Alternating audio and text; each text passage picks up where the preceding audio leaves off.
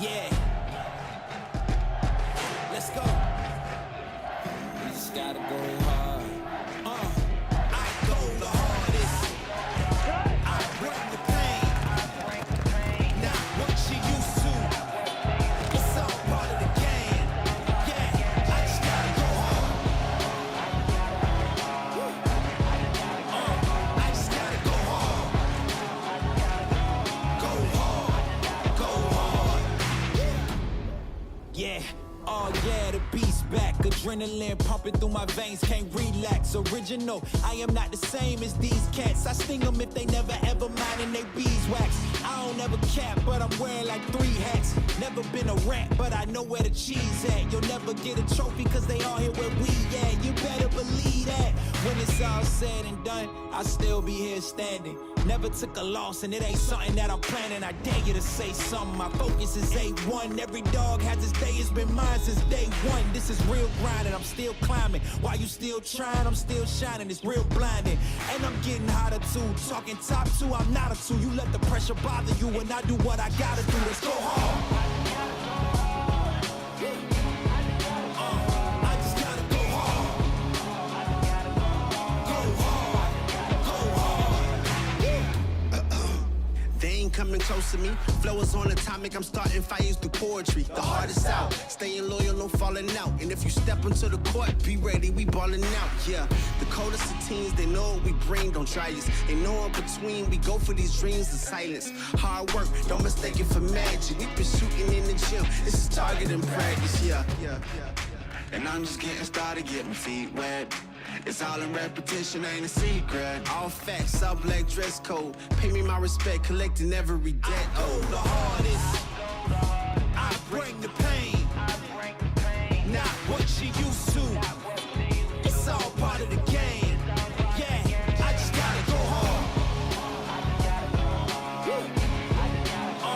I just gotta go hard. Go hard. Go hard. Go hard.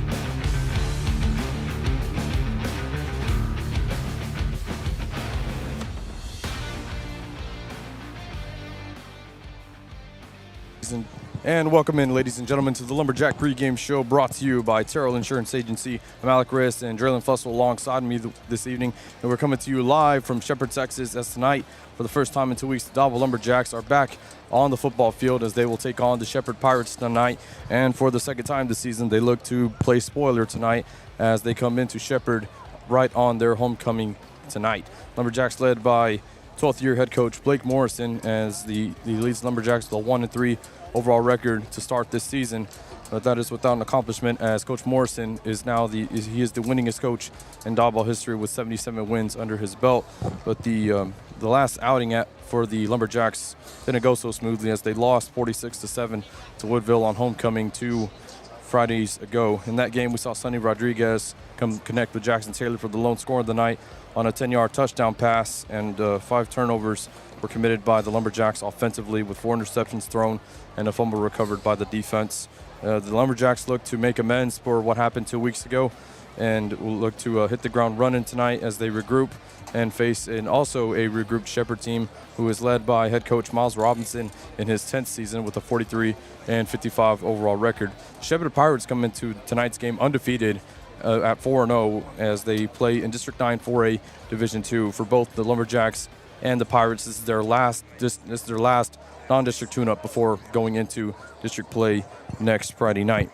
Tonight, all of the teams in the district for Diboll are off this evening, so all eyes will be on the Lumberjacks tonight before we travel on to Huntington next week to face the Red Devils. But we got some business to take care of here tonight here in Shepherd, and it's also going to be the first of 3 straight road games for the Lumberjacks. The Lumberjacks looking to become road warriors here in these next 3 weeks.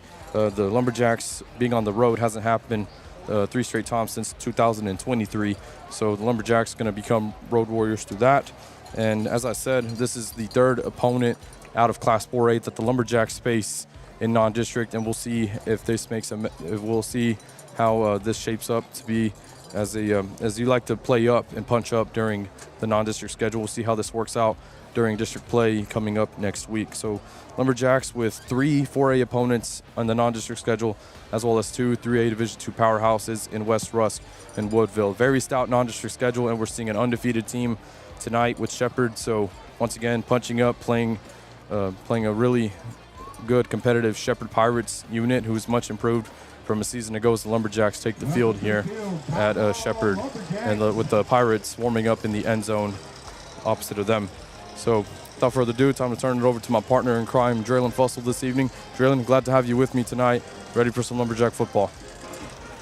Yes, sir. Good to be here. Good to be back for some Lumberjack football on a Friday night. Just a heads up to everyone listening, we are outside of the press box. We are on the roof of the press box, as a matter of fact, so you may hear the crowd tonight. You may hear the speakers as the announcer announces the game, calls the game, so on and so forth. So just bear with us. We're going to do our best here in the with what we're dealing with, and you'll get to hear a little bit more crowd noise tonight, a little bit more live action on the microphone, but I don't think it'll hurt us. We've done it before, and let's just hope, Alec, for everyone's sake, that we do not have to deal with what we had to deal with 2 years ago when we came to Shepherd, and at the last minute had a big storm blow in and get everything wet and everything soaked, and we had to cancel the broadcast at halftime. So it doesn't look like that tonight. The sky looks beautiful. It looks like it's going to be a great night for football as the Shepherd Pirates run onto the field. So we are about 5 minutes from kickoff on what should be a fairly competitive game here as Diboll and Shepherd play their final games before district. Absolutely, Draylen. As you mentioned, 2 years ago we got rained out on our broadcast, but it looks like that will not be an issue this evening. There's some clouds that are far away from us out there towards Houston, but we'll be fine. We're under the stars tonight and under the moon as well, as looks like it's a waxing crescent, almost a full moon, which a full moon will occur next week. So both the Pirates and Lumberjacks have taken the field, and the Pirates are having a team prayer in their end zone as we get squared away here with 5 minutes left until kickoff. Tonight they pushed kickoff back to 7:30 to have room for homecoming festivities for Shepherd and their folks as well. So going into tonight's game, Draylon, it's been 2 weeks since we've seen some football. Last outing wasn't so good for the Jacks. What are you hoping to see this evening from the Lumberjacks? I would like to see, a little bit of a renewed sense of urgency for the Lumberjacks. Beginning of the season, it's been a struggle. Hasn't been pretty at times. They've played well at times, but they've also turned the ball over a ton this year. It's been a huge issue for the Lumberjacks all season long, and it's just hard to play winning football when you're constantly giving the team the ball back, especially if it's in your own end. But even when you're giving the other team the ball, it might be near their goal line, but you're still taking points off of the board every time that happens. So I would like to see them come out tonight, play a clean game, show some a sense of urgency here, and be very physical against this Shepherd Pirates team that I'm sure is going to be pretty physical up front. I know the last couple of years they have played us really well, and so, we'll see. It was a good time for a bye week for Diboll. I think it should have helped, and hopefully we can get the issues fixed that we've had on defense. We'll see how it plays out here momentarily as both teams and both fans are standing for the national anthem. We'll go ahead and take it to the end of the Lumberjack pregame show, brought to you by Terrell Insurance Agency, as both teams get set for the national anthem with the colors being presented by the Shepherd JROTC. Please focus your attention to midfield as the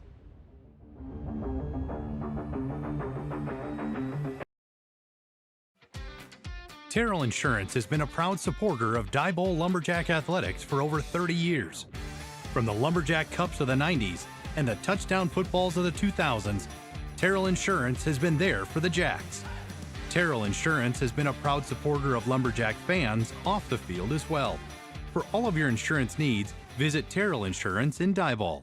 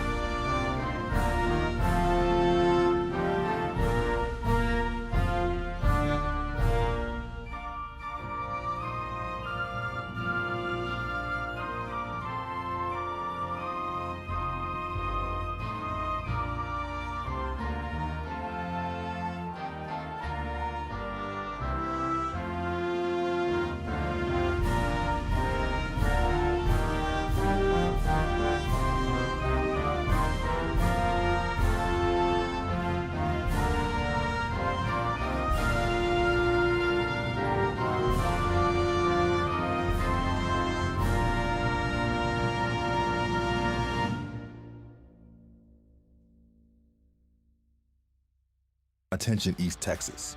When it comes to welding, fabrication, hydroblasting, sandblasting, vacuum truck services, and plant maintenance, there's only one name you need to know: PPR Industrial Services. Located in Lufkin, Texas, PPR delivers top quality services with 24/7 support. With a mission to exceed customer expectations, PPR focuses on safety and excellence in every job.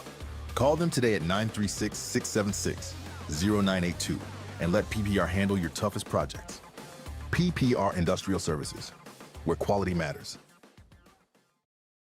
You can depend on a Mueller metal roof. We were fortunate enough to be able to build a house on family land, and we've really enjoyed being out here. We couldn't ask for a better place to raise our boys. Our home builder, I don't believe, had ever had an experience with working with Mueller and had nothing but great things to say about the company, about the process. Everybody was professional. If anybody mentions the word metal, we say we know a guy and give them the phone number to Mueller. Find out more at MuellerINC.com.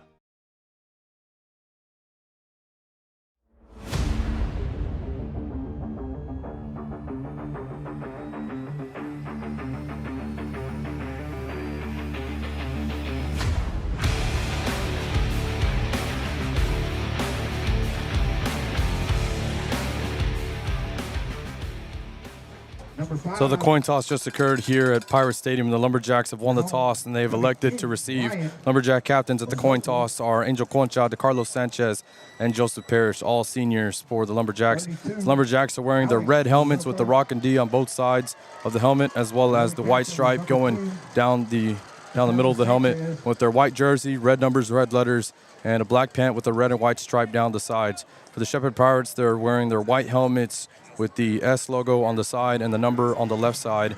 The blue jersey with the white numbers, white letters, and gray pants. So that's your uniform look this evening as we round out the Terrell Insurance pregame show. I'd like to thank all of our sponsors this evening. Without the sponsors, this broadcast tonight would not be possible. With Mueller Inc., PPR Industrial, Terrell Insurance Agency, C4 Media, and the Diboll Jackbackers, and as well as Cotton Co., who have provided us with some swag this year with some Diboll Sports Broadcast polos and T-shirts. I'd like to thank Cotton Co. for being our uniform supplier, so to say. Well, in the old days, Alex, we'd have said right about now, we'd say pass out the ammunition, let's go to war. But we can't say that anymore. That's not allowed on public broadcast anymore, so you did not hear me say that. But Shepherd's about to kick off to the Lumberjacks, and time to start this football game. Yeah, I heard nothing about that. So it's going to be Ryan Orozco kicking it off for the Shepherd Pirates. Lumberjacks are going to be moving right to left as they put three back deep to receive. It's Ty Jones in the middle, Kiwi Dill on the far side, and Tyrese McMillan on the near side. It's going to be fielded by the up back at the 35-yard line, Joseph Parrish, and he'll be brought down for a return of 3 on the play. Lumberjacks will set up from their own 37-yard line. 1st and 10 coming up for the Lumberjack offense. Everyone's favorite kickoff play, the pooch kick right over there to the sideline. Diboll fields the kick and only gets about 2 yards right there before Parrish is brought down. But good field position at the 40-yard line. Let's see if Diboll can come out and start off hot here and get some points on the opening drive. So they're going to spot the ball at the 40-yard line. They're going to give forward progress to Joseph Parrish as the Lumberjack offense comes out in 1st and 10. Riley Arambula with the handoff to his cousin Xander Arambula was going to be bottled up by a host of Pirate defenders for a gain of 1 on the play to the 41-yard line. It'll bring up 2nd down and 9 for the Lumberjacks. On the carry for the Lumberjacks. Just a straight handoff on the right side there. Just not much movement at the line of scrimmage. Arambula tries to bounce it outside, can't get there. Gain of 1, 2nd down and 9. Diboll needs something bigger here on 2nd down. Lumberjacks still in the huddle as Arambula comes to relay the play. Still got 16 seconds on the play clock. Plenty of time left for the Lumberjacks. 2 receivers set to the left, 1 to the right. As Arambula going back to the other Arambula, Xander, who tries to plow forward, and he will be brought down for a pickup of 2 on the play, down to about the 43-yard line of Diboll. That'll bring up 3rd down and medium here for the Lumberjacks as a Lumberjack player just lost his helmet on the play. He'll have to sit out. It's going to bring up 3rd down for the Lumberjacks. Next play, same story. Diboll straight ahead handoff there to the left side instead of the right this time. This time Arambula keeps it up the middle, tries to push ahead, only gets about 2 yards. 3rd down and long here for the Jacks. Need to keep some momentum on this opening drive. Lumberjacks breaking the huddle. Single receiver sets on both sides. Arambula dropping back to pass. He's looking deep to the far side for Aiden Morris, and he connects with him over the shoulder. Here he goes. He's going to walk into the end zone. Touchdown, Lumberjacks. That was just a fabulous throw right there by Riley Arambula. That was just beautiful. Probably the best throw we've seen all year from any of the 3 quarterbacks that have been on the field. Morris runs a straight go route, and actually the Shepherd Pirates have safety help over there. He just outruns both defenders, and Arambula drops it. I'm talking about put it right in the basket. He couldn't have handed it off to him any better than he threw that football. Morris breaks away, scores a long touchdown for the Lumberjacks. 6 points on the opening drive. So Ivan Gomez, the freshman kicker, is on for the extra point attempt. Aiden Morris, the guy who just scored, is going to have to stay on the field as he is the holder responsible on this. As the kick is up, good hold, good snap. The kick is up and good as the Diboll Lumberjacks draw first blood here in Shepherd tonight with the early score of 7-0 with 10:39 remaining. The opening quarter, you're listening to Diboll Lumberjack football on YouTube through C4 Media. Terrell Insurance has been a proud supporter of Diboll Lumberjack athletics for over 30 years. From the Lumberjack Cups of the 90s and the touchdown footballs of the 2000s, Terrell Insurance has been there for the Jacks. Terrell Insurance has been a proud supporter of Lumberjack fans off the field as well. For all of your insurance needs, visit Terrell Insurance in Diboll.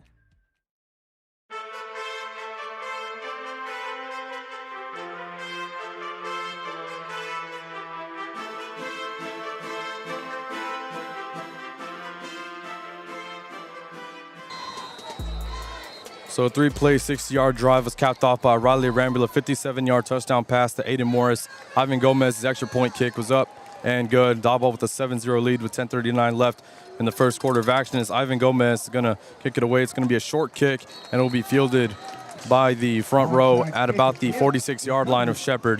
So it'll bring up 1st and 10 for the Pirate offense. Morrison trying to steal some more momentum right there. Tries to go with the surprise onside. Was actually a pretty good kick. Just happened to kick it right at a Shepherd player. And he did the correct thing. Just filled it and fell down on the ground. And be 1st and 10 Shepherd here at the 45-yard line. So the Shepherd Pirates like to go with the wing T double wing set, as Coach Morrison told me here at pregame, as they'll rely on 5 guys here this evening, led by the senior quarterback Landon Dellinger. And Dellinger is also an athlete, as he'll play running back and wide receiver sometimes.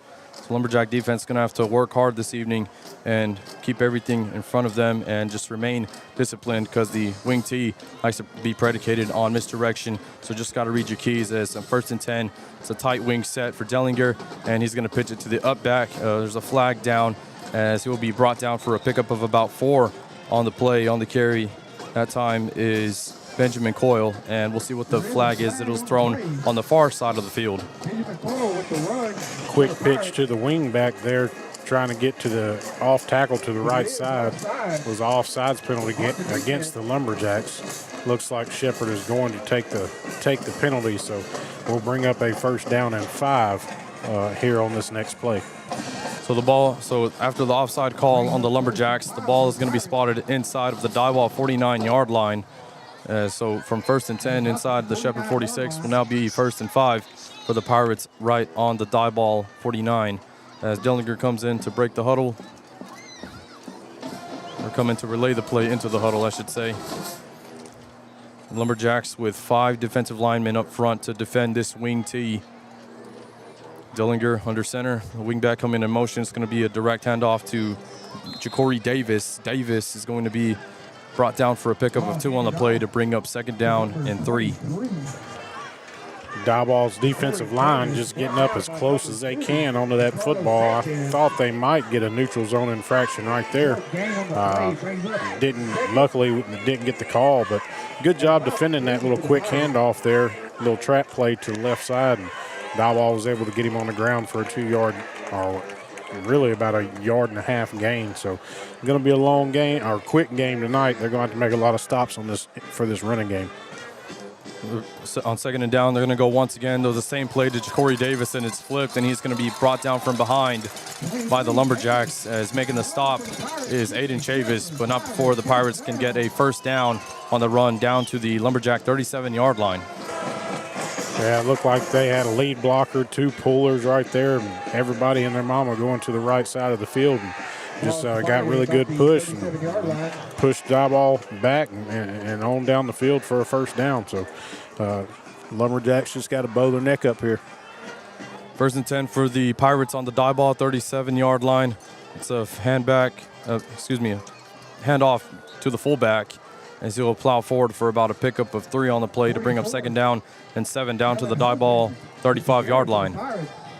Man, it's just such a fun offense to watch. You never know who's going to have their hands on the football. You don't know if it's the quarterback, the 2 wings, the fullback. I mean, so many options out of this wing T, and really hard offense to defend, and really fun to watch these guys. Diboll does a good job getting a stop there for about a 2-yard gain. So they just got to keep working all night. It's going to be hard to get negative plays. They've got to limit the gains. 2nd down and 8 for the Pirates, as it'll be a quarterback handoff for Dellinger as he breaks the tackle, and he's going to take Aaron Robbins for a ride for a pickup of about 7 on the play. So it'll bring up 3rd down and about 2 yards here for the Pirates. Yeah, faked the pitch to the right side, spun around and went back to the left. So more misdirection from that wing T offense. Diboll had an opportunity to get him on the ground for about a gain of 2. Missed the tackle and now brings up 3rd and short here for the Pirates. We'll see what the Lumberjack defense can respond here on 3rd down and 2 for the Pirates. The ball is on the Diboll 27. It's a pitch to Davis once again. Davis finds a hole, and he will be brought down by Tyrese McMillan. He loses the football, and the Lumberjacks say they have it, and they do. Coming up on the recovery is Aiden Chavis. Yep, just an absolutely fantastic play right there by McMillan. He comes up for support in the run game. Running back breaks it outside, tries to stiff arm McMillan. McMillan jumps around his back, brings his right arm and just hammers the football out, knocks it straight down to the turf, and Chavis is able to fall on it, trailing the play. So would have been a first down, but McMillan makes a great play and sets Diboll up to go back the other direction. That's exactly the kind of thing that Diboll needs to do for all night long to keep up with this Shepherd Pirates offense. Tyrese McMillan coming into the season was a preseason All-State selection at corner, and to see him force the fumble and recovered by his teammate Aiden Chavis is awesome. And now the Lumberjacks are going to work 1st and 10 deep inside their own territory at about their own 17-yard line with 7:27 remaining in the first quarter of action. Lumberjacks with a 7-0 lead. Here comes Riley Arambula leading the offense. 2 receivers set to the right, 1 to the left, and it's going to be tricky here as it's going to be a reverse, and there is going to be a face mask call on the play. You can see it from a mile away as it was Keevy Dill getting it on the reverse, coming to the near side, but it will be 15-yard. It will be free real estate in the form of a 15-yard face mask penalty.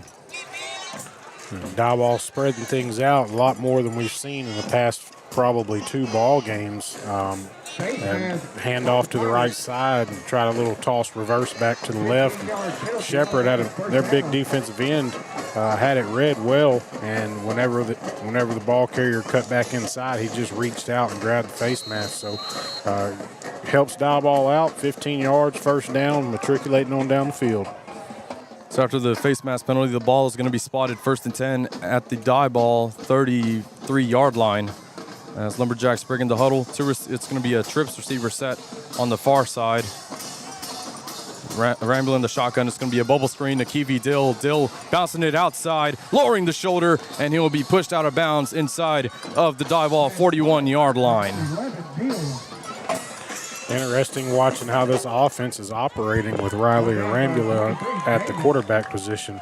A lot more wide sets, trip sets, getting receivers spread out away from the football. Just a quick screen there. Dill just takes it around the end for 8 good yards. Lumberjacks breaking the huddle and going quickly. They'll go with the same play as last time. Dill on the bubble screen, taking it up the field, and once again lowering the shoulder, again brought down inside Pirate territory at the 49-yard line, and it'll move the chains for the Lumberjacks. As Jay White says, it's a Lumberjack first down.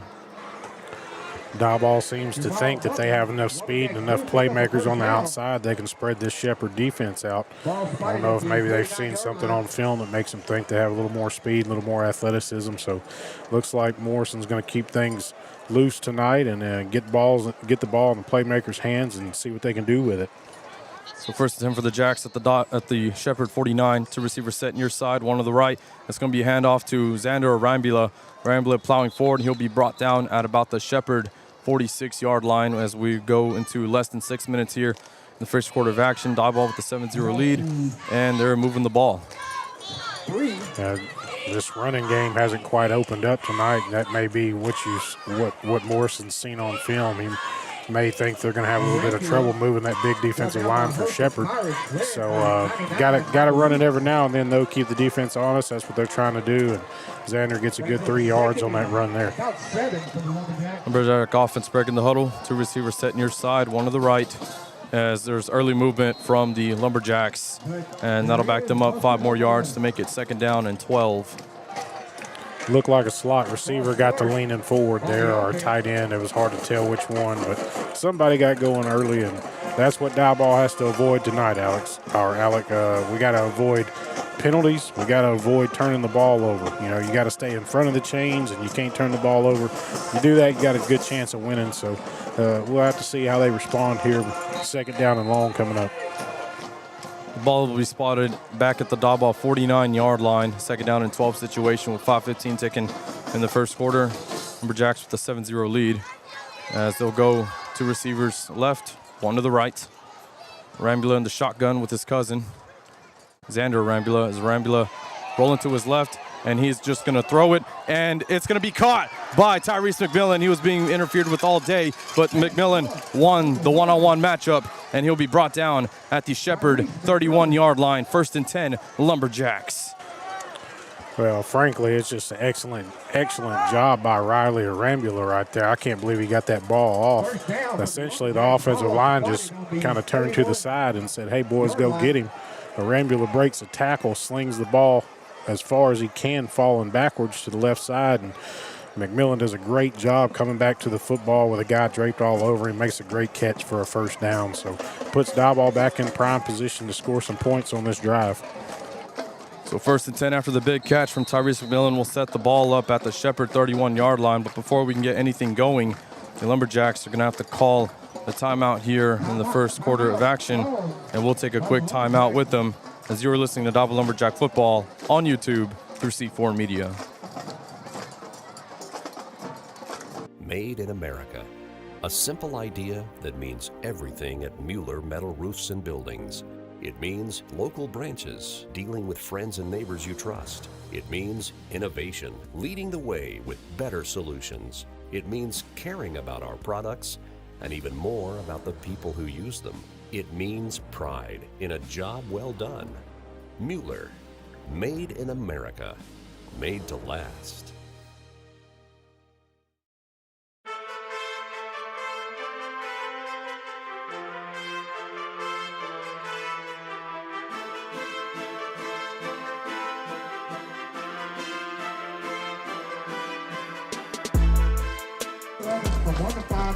So after the first timeout called by the Lumberjacks, they'll regroup here as they have the ball 1st and 10 on the Shepherd 31-yard line. They'll go with the Twins receiver set left, one to the right. As Rambula is going to roll to his right and just take it himself, spins off of a would-be Pirate tackle, and he'll be brought down for about a gain of 1 on the play to bring up 2nd and 9 at the Shepherd 30-yard line. Hard to tell if that was supposed to be a rollout pass or if that was just a quarterback power to the right side. All I know is it wasn't blocked very well. Whatever it was, he did the best he could and got about 1.5 yards. Didn't lose any yardage right there, and that's all you can ask for the young quarterback on that play. On 2nd down and 9, it's going to be a trips receiver set to the right. Rambula lined up left, and it'll be another bubble screen to Dill as he shakes off would-be tackles, and it will be brought down at about the 24-yard line of Shepherd. It was a dangerous pass as a Shepherd defender was right in front of it, but it'll bring up 3rd down and about 3 for the Lumberjacks. Yeah, you can tell Shepherd, when they see that trip set coming out, they're anticipating a bubble screen all the way right there. That defensive end went straight upfield, didn't even worry about engaging that offensive tackle. So you see that from the press box as a coach, you kind of figure there's something you can play off that later in the game. We'll see what they can do as it's 3rd and 3 for the Lumberjacks. Rambula in the shotgun, he's dropping back to pass, and he's going to be brought down for a sack as the linebacker came off the edge, and he is fired up as it's going to be a loss in the play for the Lumberjacks and put them in a 4th down situation. It was Edward Jaime Jr. on the stop for the Pirates, and will bring up 4th and 10 for the Lumberjacks. Yeah, I'm not sure what we were trying to draw up right there. Rambula takes the snap, and he didn't really drop like he was going to try to throw the ball downfield. It was almost like he was expecting a quick slant route or something along those lines, but it never developed, and Shepherd blitzer came from his backside and took him down. So Lumberjacks will go for it on 4th and 10. It's going to fake the bubble screen. It's going to be one-on-one coverage with Jackson Taylor. It should be a 1st down as he was being pulled from behind by the jersey, and it'll be 15 yards and a 1st down for the Lumberjacks. Well, we were just talking about possibly running some kind of play off of that bubble screen, and there it is on 4th down. They fake that bubble screen and get a one-on-one matchup with a Shepherd cornerback there, and he was pretty clearly beaten, and Rambula threw another good ball. Really right where it needed to be. The only reason the receiver couldn't get a hand on it is because he was being mugged by that cornerback. So first down and 10 for Diboll, and moving inside the red zone here at the 16-yard line. So just as you predicted 2 plays ago, Draylon, they went back to the drawing board on that screenplay, that bubble screenplay, and found Taylor what would have been wide open. But it'll be first and 10. Lumberjacks here on the 16-yard line, as it'll be a RPO pass to Kiwi Dill. Dill fighting for yards. He's got a first down and then some, as he is going to fight his way to the shadow of the goal of the end zone, and they're ruling it a touchdown. Touchdown, Lumberjacks. Well, that was a very nice job right there. Well, they're actually going to call him down at the, looks about the half-yard line right there. But very nice play call right there. Little play action fake, hit the quick slant over the middle, no safety, home in the middle, and Shepard's manned up all across the board. And Arambula does a great job, throws another great pass. A little bit high, but nice job of the receiver going up and getting the ball. And Diboll's in business right now at the half-yard line. It's a 15-yard pass from Arambula to Dill, and I was looking at the far official as he ruled touchdown. It's going to be a first and goal pitch to Ty Jones, and Jones running around would-be tackles, and he is going to dive into the end zone. Now I can say this, touchdown, Lumberjacks. Well, that's a formation we haven't seen this year right there, Alec. That's one that they've used extensively the last 2 or 3 seasons, the old power I formation, and line up the power I right and then do a pitch back to the left to the weak side. And last 2 or 3 years, they've had a lot of success on the goal line with that formation. First time we've seen them break it out this year, and results in a touchdown for the Lumberjacks to go up 13-0 early. And so it's Ty Jones recording his first rushing touchdown of his high school career, as he's the freshman phenom for the Lumberjacks, and Ivan Gomez on for the extra point try and good, as it's back-to-back scoring by the freshman here for the Lumberjacks, and the Lumberjacks going up 14-0 with 1:55 remaining in the first quarter. You're listening to Diboll Lumberjack Football on YouTube through C4 Media. Carroll Insurance has been a proud supporter of Diboll Lumberjack athletics for over 30 years. From the Lumberjack Cups of the 90s and the touchdown footballs of the 2000s, Carroll Insurance has been there for the Jacks. Carroll Insurance has been a proud supporter of Lumberjack fans off the field as well. For all of your insurance needs, visit Carroll Insurance in Diboll.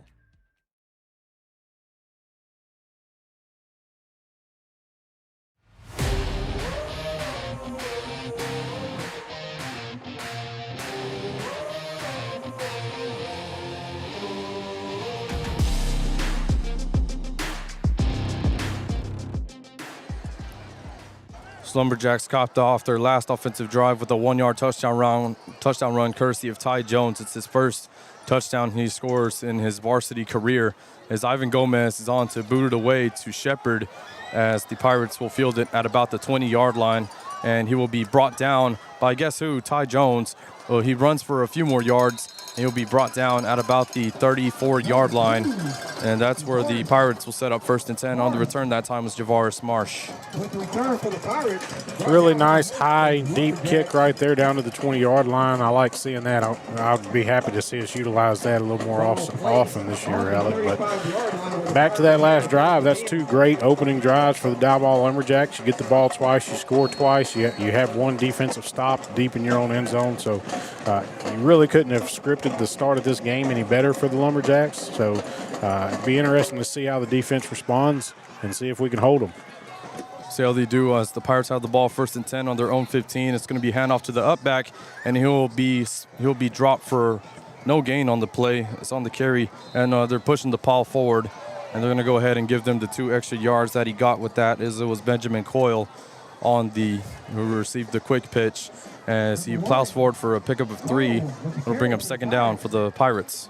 Yeah, just so many bodies in there in the box. It's hard to see, hard to stop.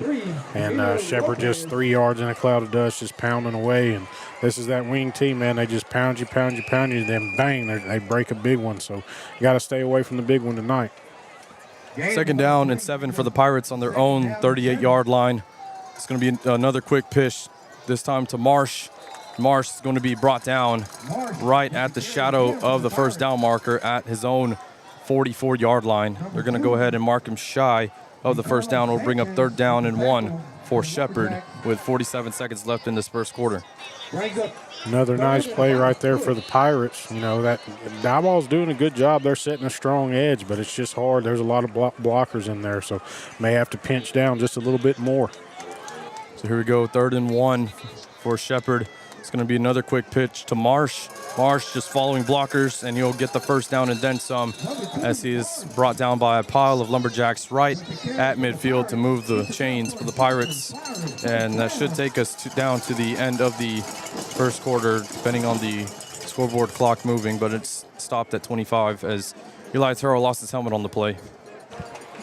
Yeah, that edge didn't quite get set that time. That time kind of got washed outside on this near side, and Shepherd just tucked it up inside for about a gain of 7 or 8 there. And first down, Shepherd Pirates, 10 seconds, clock's ticking away. They might be able to get this one off. The Pirates breaking the huddle, 1st and 10 at midfield, and they will go ahead and run this play as Marsh is going to keep it, and he will be tripped up right at the Diboll 44-yard line. That takes us to the end of 1 as it's the Diboll Lumberjacks with a 14-0 lead going into the second quarter as you're listening to Diboll Lumberjack football on YouTube through C4 Media. Attention East Texas businesses. Are you looking to reach a dedicated and engaged local audience? The Diboll Sports Broadcast is the perfect opportunity for you. Our broadcasts are the heartbeat of Diboll Sports, connecting passionate fans with businesses just like yours. When you advertise with us, you're not just placing an ad, you're becoming a part of the community. With Diboll Sports Broadcast, your message will be heard by thousands of listeners who live, work, and shop right here in East Texas. Contact Jared at C4 Media Productions today. Visit c4mediapros.com or give us a call at 936-304-0707 to learn more. Diboll Sports Broadcast. We are your hometown heartbeat.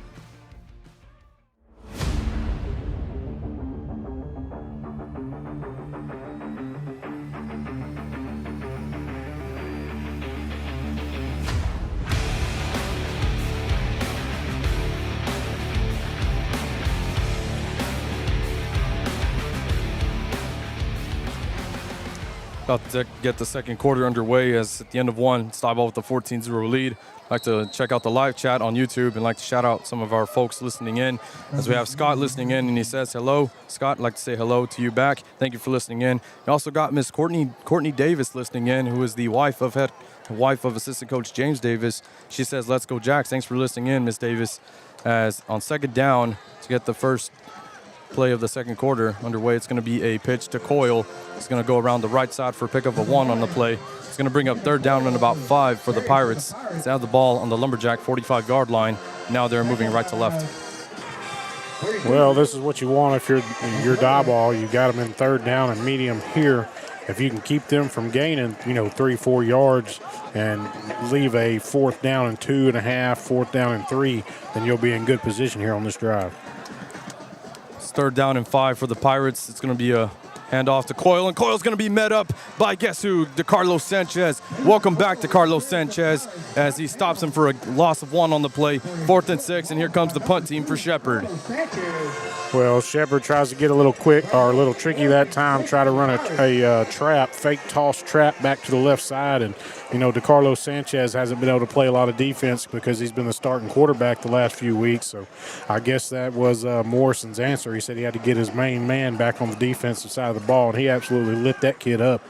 So Landon Dellinger is also going to handle punting duties for the Pirates as he will kick this one away, and it'll take a Diboll bounce inside of the 18-yard line. So Lumberjacks will set up 1st and 10 from that end of the field as they'll be moving left to right for the listeners back at home. Well, defense answers the bell again, Alec, with a stop there. And, that's the thing about the wing tee. If you can hold them to no gain or force them into a penalty or, get a negative play at some point, you can put a stop to that offense. That's what it takes. It's just really hard to do that because everything's so quick. So Diboll's in good position here. If they can come out and drive down and score another touchdown, they could really put themselves in a nice position early in the second quarter. Here comes Lumberjack offense for the 3rd time this evening as it's Riley Arambula leading the charge with a 2-receiver set on the far side. Aiden Morris, the lone receiver on the near side, man in motion and getting it on the jet motion sweep is Keevy Dill, who tries to break a tackle, but instead he'll be brought down by Weston Hofart, down for a loss of about one on the play, or no gain on the play. Second down coming up. Just no room to run right there. Dill tries to go outside, but Shepard is just flying downhill right now. Manned up across the board, just getting downhill, trying to stop everything in the backfield. So, tough little run right there for Dill. No gain there, brings up second and long. And I wouldn't be surprised if Diboll goes back to that little quick screen game here, something to the outside to get Shepard moving side to side instead of downhill. 10 minutes remaining in the second quarter. Jacks with the 14-0 lead as Riley Rambler rolled to his right, and he's looking to the near side for Aiden Morris on the hitch route. Morris making a nice cut and then some, as he is going to be met up at about the Shepard 34-yard line for a really good gain on the play. And it's going to bring up first. It's going to bring up 1st and 10 for the Lumberjacks. Nice play call right there. You can see they're kind of moving the pocket for Riley and Rambula, getting him looking in one direction, cutting that field in half for him, and letting him just focus on one or two receivers. Morris runs a nice little out route, and Rambula hits him. Then Morris has a great run to finish it off and get a first down for the Lumberjacks. So moving the ball once again here in the second quarter. Lumberjacks breaking the huddle on 1st and 10. There you go. It's that trips receiver set on the left side. Going back to the bubble screen. It's a high pass to Tyrese McMillan. He tries to break a shoestring tackle, but he will not be able to, as it's going to be a big loss on the play for about 4. And it'll bring up 2nd down and 14 here for the Lumberjacks. Well, same play, same defensive end, running straight upfield. That's big Michael Weeks there. The big junior defensive end for Shepard for the Pirates. And every time he sees that trip set, he's running straight upfield and getting them big paws up in the air. Rambula does a good job just getting the ball over him that time, but by the time the ball's able to come back down and get to the wide receiver, just nowhere to run for. So, a big loss right there of about 5.5 yards, and puts Diboll behind the chains, and now they're going to take another timeout here early in the second quarter.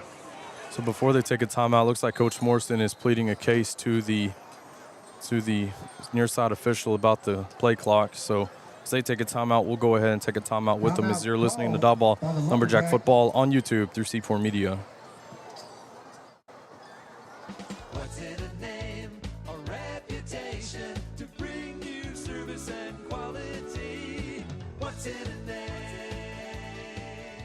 What's in a name? A reputation at Terrell Insurance Agency. What does tomorrow hold? Good things if you plan correctly. And Terrell Insurance Agency can help you do just that. We offer auto, home, and business insurance. That's Terrell Insurance Agency, 902 North Temple Drive.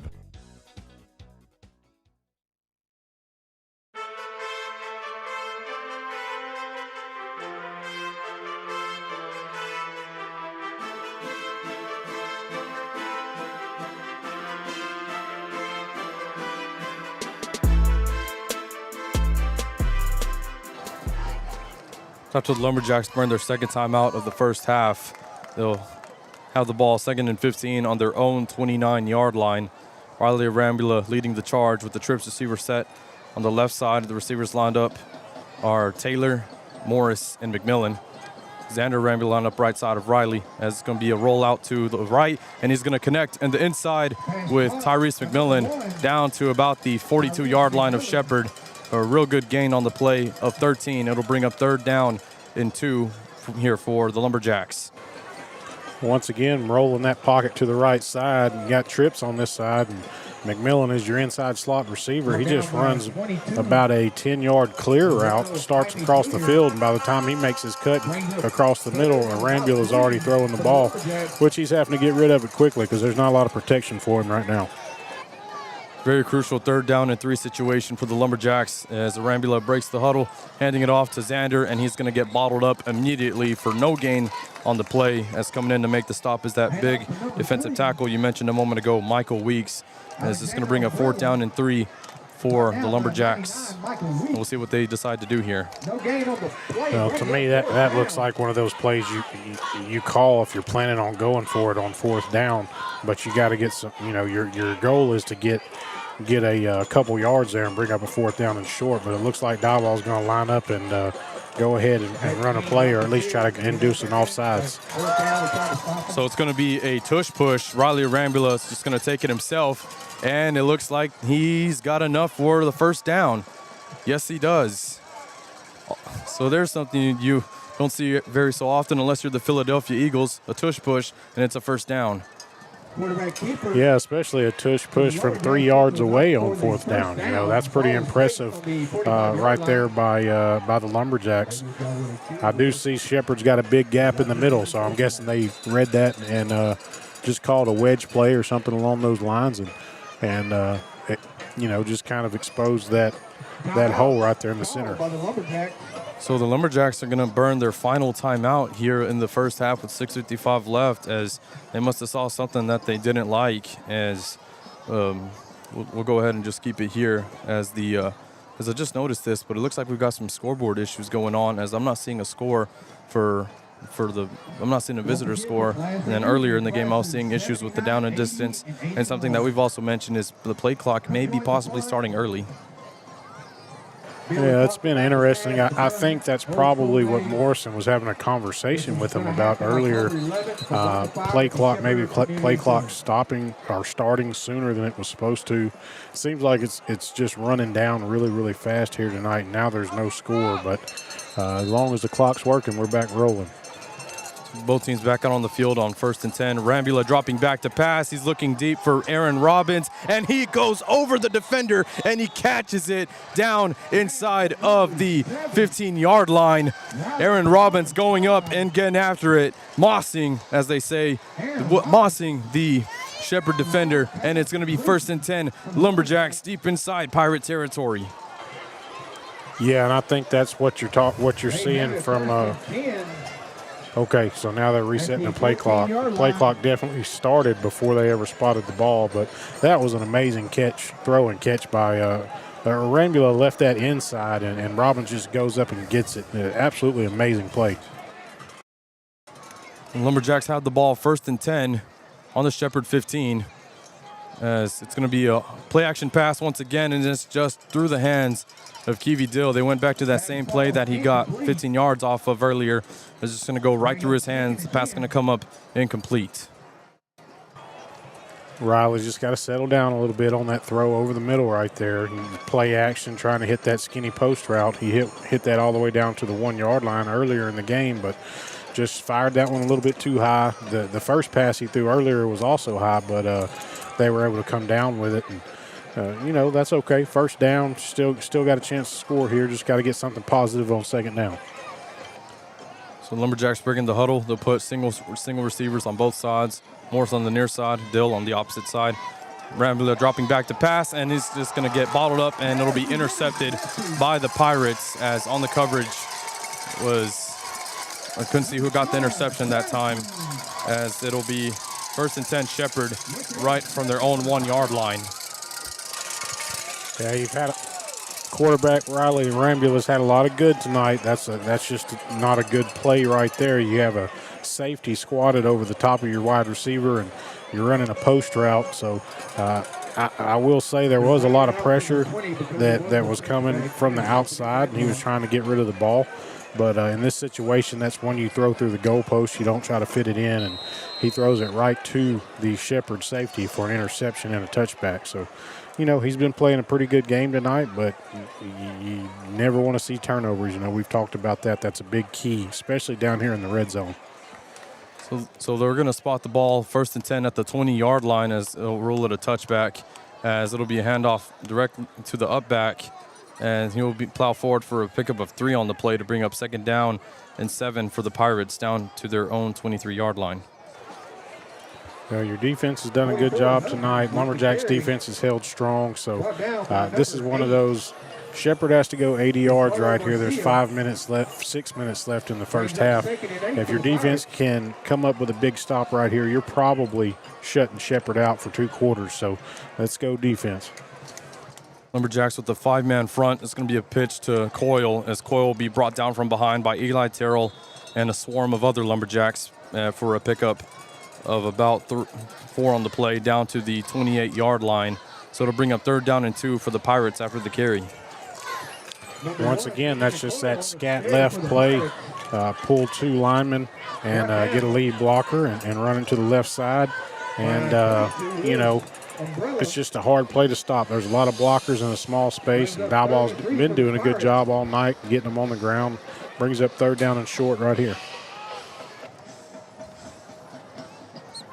5 minutes ticking on the 5 minutes ticking on the game clock. Diboll with a 14-0 lead. On 3rd and 2, Dellinger's going to keep it himself. He's going to run up the gut, makes a nice cut, and then some. And he's got one blocker to lead. And Tyrese McMillan, last line of defense. Dellinger's going to take it himself. Touchdown, Pirates.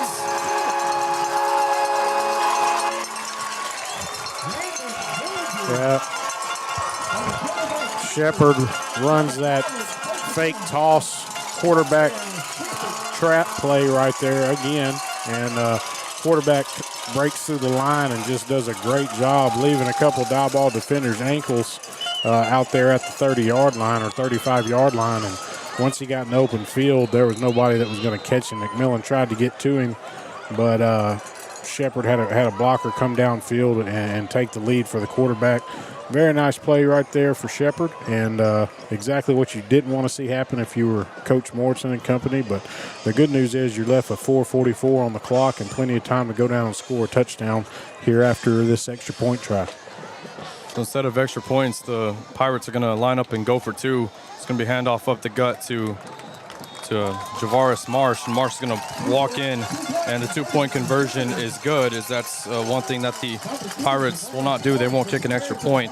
They'll go for 2. And now our score reads Lumberjacks 14, Pirates 8 with 4:44 remaining in this first half of action. You're listening to Diboll Lumberjack Football on YouTube through C4 Media. Made in America. A simple idea that means everything at Mueller Metal Roofs and Buildings. It means local branches, dealing with friends and neighbors you trust. It means innovation, leading the way with better solutions. It means caring about our products and even more about the people who use them. It means pride in a job well done. Mueller, made in America, made to last.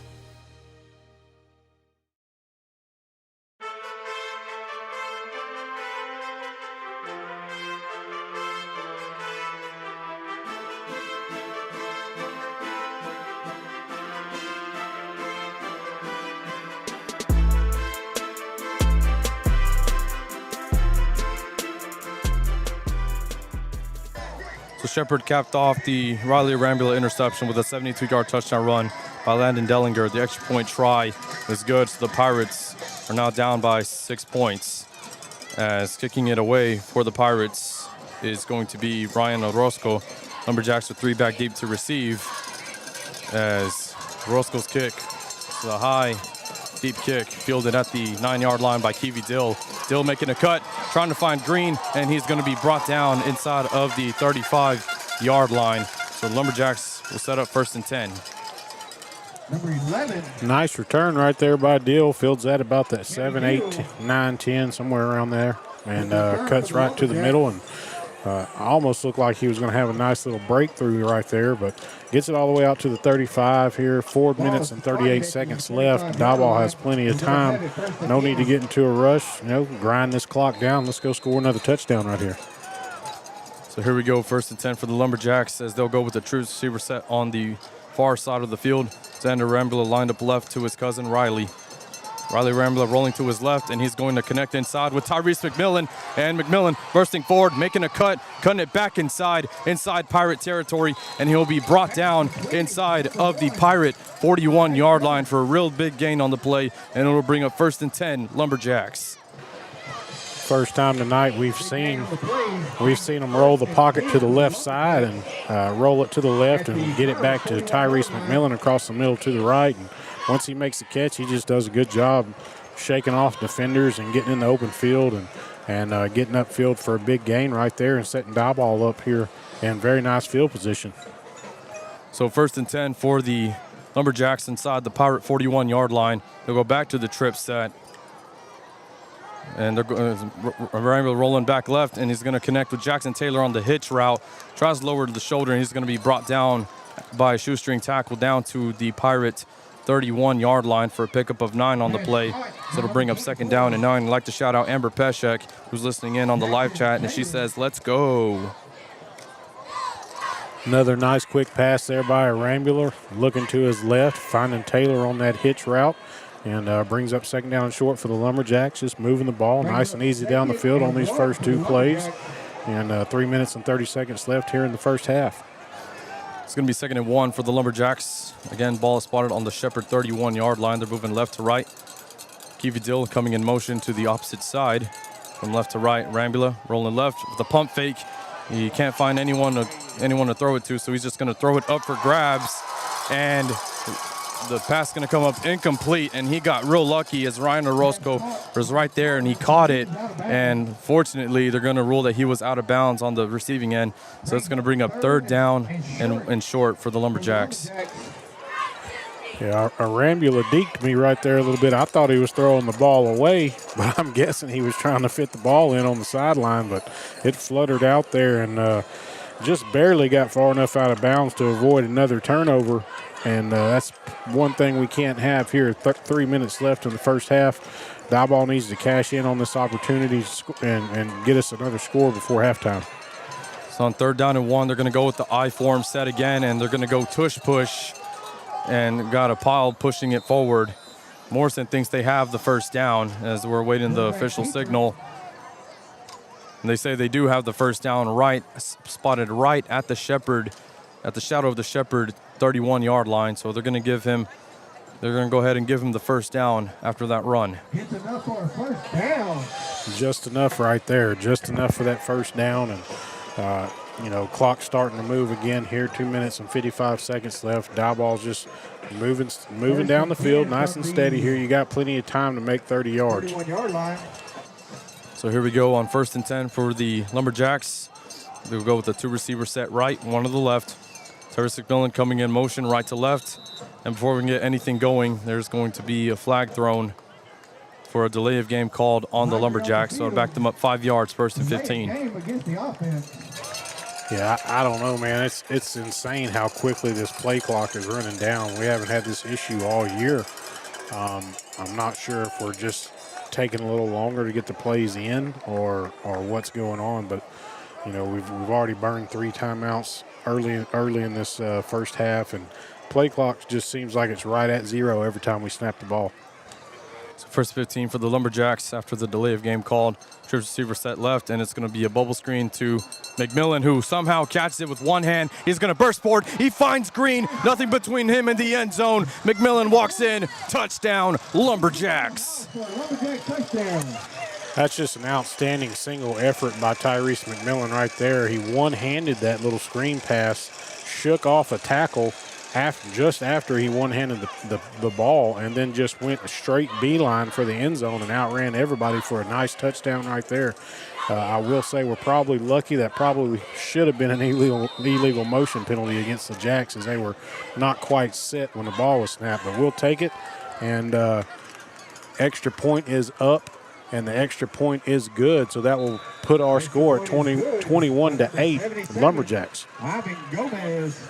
21-8 is our new score after the 35-yard touchdown pass from Riley Rambula to Tyrese McMillan on the bubble screen. Extra point good. 21-8 is your new score with 2:11 remaining in the first half. You're listening to Diboll Lumberjack football on YouTube through C4 Media. Attention East Texas. When it comes to welding, fabrication, hydroblasting, sandblasting, vacuum truck services, and plant maintenance, there's only one name you need to know: PPR Industrial Services. Located in Lufkin, Texas, PPR delivers top quality services with 24/7 support. With a mission to exceed customer expectations, PPR focuses on safety and excellence in every job. Call them today at 936-676-0982 and let PPR handle your toughest projects. PPR Industrial Services, where quality matters.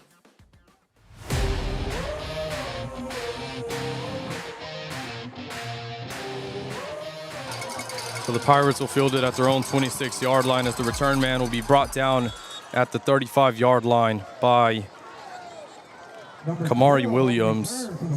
Excuse me, that is going to be Christian Escamilla, the sophomore, coming down, running down, and making the tackle at the 35-yard line on the return man that time for the Shepherd Pirates. So the Pirates will set up 1st and 10 on their own 35 with 2:04 remaining in the first half. Well, here we go, Alec. Here we go again. You're up by 2 scores. Can your defense get going and stop them right here and take this 2-score lead into halftime? That's the question. The Pirates breaking the huddle. Again, they're going with their double wing set, as it'll be Landon Dellinger keeping it once again. He scored earlier. Dellinger making nice cuts and then some, following blockers. He's coming around the near side. He's got Aaron Robbins giving chase, and Aaron Robbins will stop him, but not before he gets a huge pickup down to the Diboll 11-yard line, as well as the 2-minute timeout.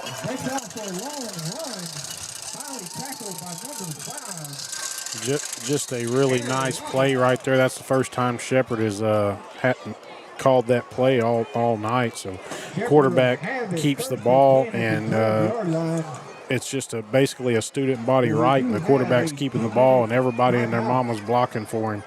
And he gets to the outside, gets upfield, and then cuts it all the way back across to the near side here. And that's a tough play. That's a tough play to give up. First play for your defense. 1 minute and 50 seconds left here. I think Shepherd has all 3 of their timeouts still, so they got a lot of time to work with. They can get a first down at, looks like, about the 3-yard line. So Diboll's defense, your back's kind of up against the wall right here. They have plenty of time. They have plenty of timeouts, and you don't have much field behind you. So we'll see how it goes here after this 2-minute timeout. So the Pirates are heading back out onto the field, as well as the Lumberjack defense. And the ball is spotted at the Lumberjack 12-yard line as Landon Dellinger broke that one loose for a big pickup on the gain, but not before Aaron Robbins could come and stop him before he could get any further. So with 1:50 left here in the second quarter, here comes the Pirate offense breaking the huddle. Dellinger handing it off to Marsh. Marsh lowering his shoulder, and he is going to take Aiden Chavis for a ride down to the 2-yard line. As that'll move the chains for the Pirates. It'll be 1st and goal after the run from Marsh. Just a straight ahead handoff to the fullback. He breaks the tackle and then drags Morris for about 4 or 5 more yards. And here we are, 1 minute and 33 left, and clock ticking down, and Shepherd's on the doorstep here. So 1st down and goal. Lumberjack defense gonna have to respond here. The 1:20 ticking on the game clock. Dellinger under center is gonna hand it off to the up back Marsh, and Marsh is just gonna plow in for a 2-yard touchdown. Yeah, same play to that right side. And Marsh just gets in behind that big offensive line, and just not enough push by the defensive front to keep him out of the end zone. Didn't take long. Shepherd got down the field in a hurry there. Gets it back to 1 score, and they'll be lining up to go for 2 once again. See if they can get this within 5 points. So Shepherd breaking the huddle on this 2-point attempt. As Dellinger's going to keep it himself. And nope, he pitched it back, and it's going to be the 2-point try is no good. So the Pirates will still have their deficit remain at 7 points with 1:13 left here in the first half of action. So if you're the Diboll offense, what do you do here with 1:13 left to go before halftime? Well, I mean, I'm going to try and get a first down. That's the main thing. You know, the first down is the most important. So I'm going to try to get a first down. If I get a first down, I'm going to get up to the line of scrimmage quick, and I'm going to see if one of my wide receivers can get loose for a big gain. I mean, Diboll hasn't had any issues today moving the football, especially on the outside. Shepherd's a little bit undersized out there, and Diboll's been able to do a lot through the air. So, if you can get that first down, then see what happens. If you can't, let that clock roll and try to get to halftime. So it'll be Ryan Orozco kicking it off for the Pirates. We've seen short kicks and we've seen deep kicks from him. So this time It'll be a short, high pooch kick fielded by Joseph Parrish at about the 31-yard line. And Parrish will be brought down at about the 37-yard line of the Lumberjacks. And that's where they'll set up with a minute 08 remaining here in the second quarter.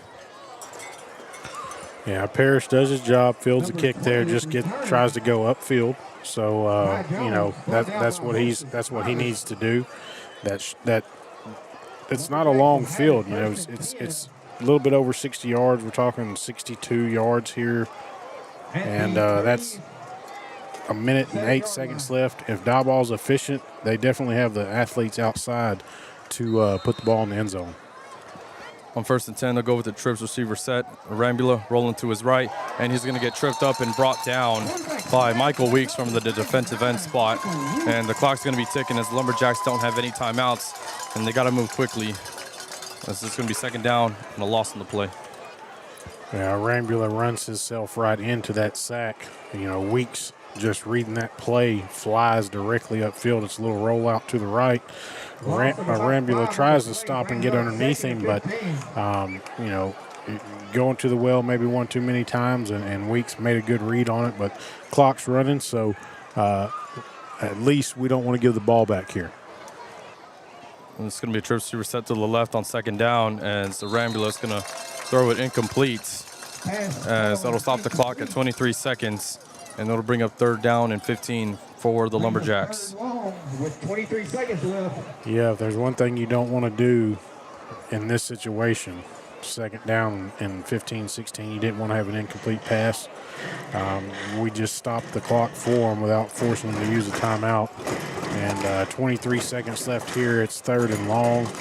It makes it kind of a difficult decision, because do you run the ball and force them to use a timeout, or do you try to continue moving the ball? But we'll see what Morrison does. I bet they hand this ball off.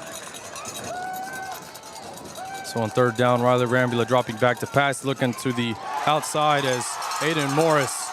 It's incomplete pass. They're going to rule him down. The Shepherd crowd says that he fumbled the ball, but the official on the near side is saying that Aiden got a knee down, and we're seeing what the argument is here. As it would have been a pickup of 4 on the play pending the completion. So we'll see what the officials argue here.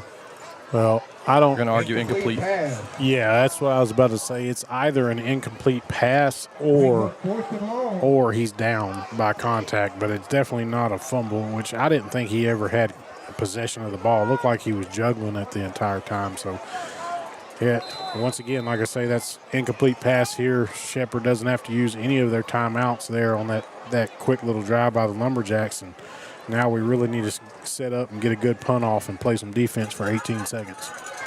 So Eli Terrell's on to handle the punting duties, as it's going to be a line drive kick, and it's going to be a free first down, as Terrell got rocked at the end of it, and it will be down at the punt is down at the 32-yard line, but it should be, we'll see if it was either running into or roughing the kicker.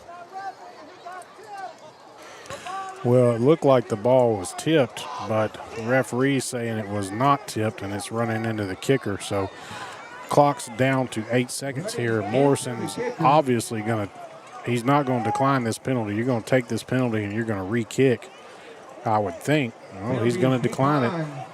But I would think he would take that penalty and just re-kick and waste some more time off this clock. You used 7 seconds on that last punt, but 8 seconds here. We're going to send the defense back out there and try to avoid giving up that big play. Shepherd's proven here in the second quarter that they don't need much time to score a touchdown. They can get down, that quarterback can get down the field quick. So all you need really is 1 or 2 stops here and get on into the locker room at halftime. Again, 8 seconds remaining on the play clock. They declined the running into the kicker penalty. So the ball was down at the 33-yard line of Shepherd after the Eli Terrell punt. And as we've seen before, the Pirates can break one loose for a big gain. Well, so the Lumberjacks are really going to have to bottle up and read their keys here for at least 2 plays. As it'll be Dellinger keeping it himself, but no, it's not. It's handed off directly to the up back. A lot of misdirection there, as it's Javaris Marsh getting the handoff, and a lot of confusion on the play with 2 seconds left. Yeah, so actually, it looks like it actually was Dellinger getting it, but they thought that it was the up back getting it. Yeah, that was I'm still not sure who had the football. I mean, the fullback ran right up the middle for 14 yards and laid a big hit on somebody. But apparently he didn't have the football and fooled everybody, fooled both of us. I thought he had the football. I thought that was a first down, but apparently the quarterback did keep it. It was a fake toss, fake trap quarterback keeper. And, here we are, 2 seconds left. Diboll needs to hold for one more play here and get into halftime with a 7-point lead, which would be a really big energy boost and momentum boost here for the Lumberjacks against these Pirates. Oh, we got a couple. So it is. So it will be 2nd down and 10 for the Pirates. As you said, Draylon, they had everybody fooled on that one, but we looked over here and then over here on the far side, over here on the near side, Dellinger came up with the football. So 2 seconds left. We know that Shepherd can pass if they want to. In the last game against Anderson Sharo, they only threw 6 passes. So they could do it if they want to, but instead the Pirates are just going to go ahead and nail this one down and take it to the end of 2 quarters. As your halftime scores, your Diboll Lumberjacks with a 21-14 lead over the Shepherd Pirates. As we'll be right back to give us our halftime thoughts as you're listening to Diboll Lumberjack football on YouTube through C4 Media.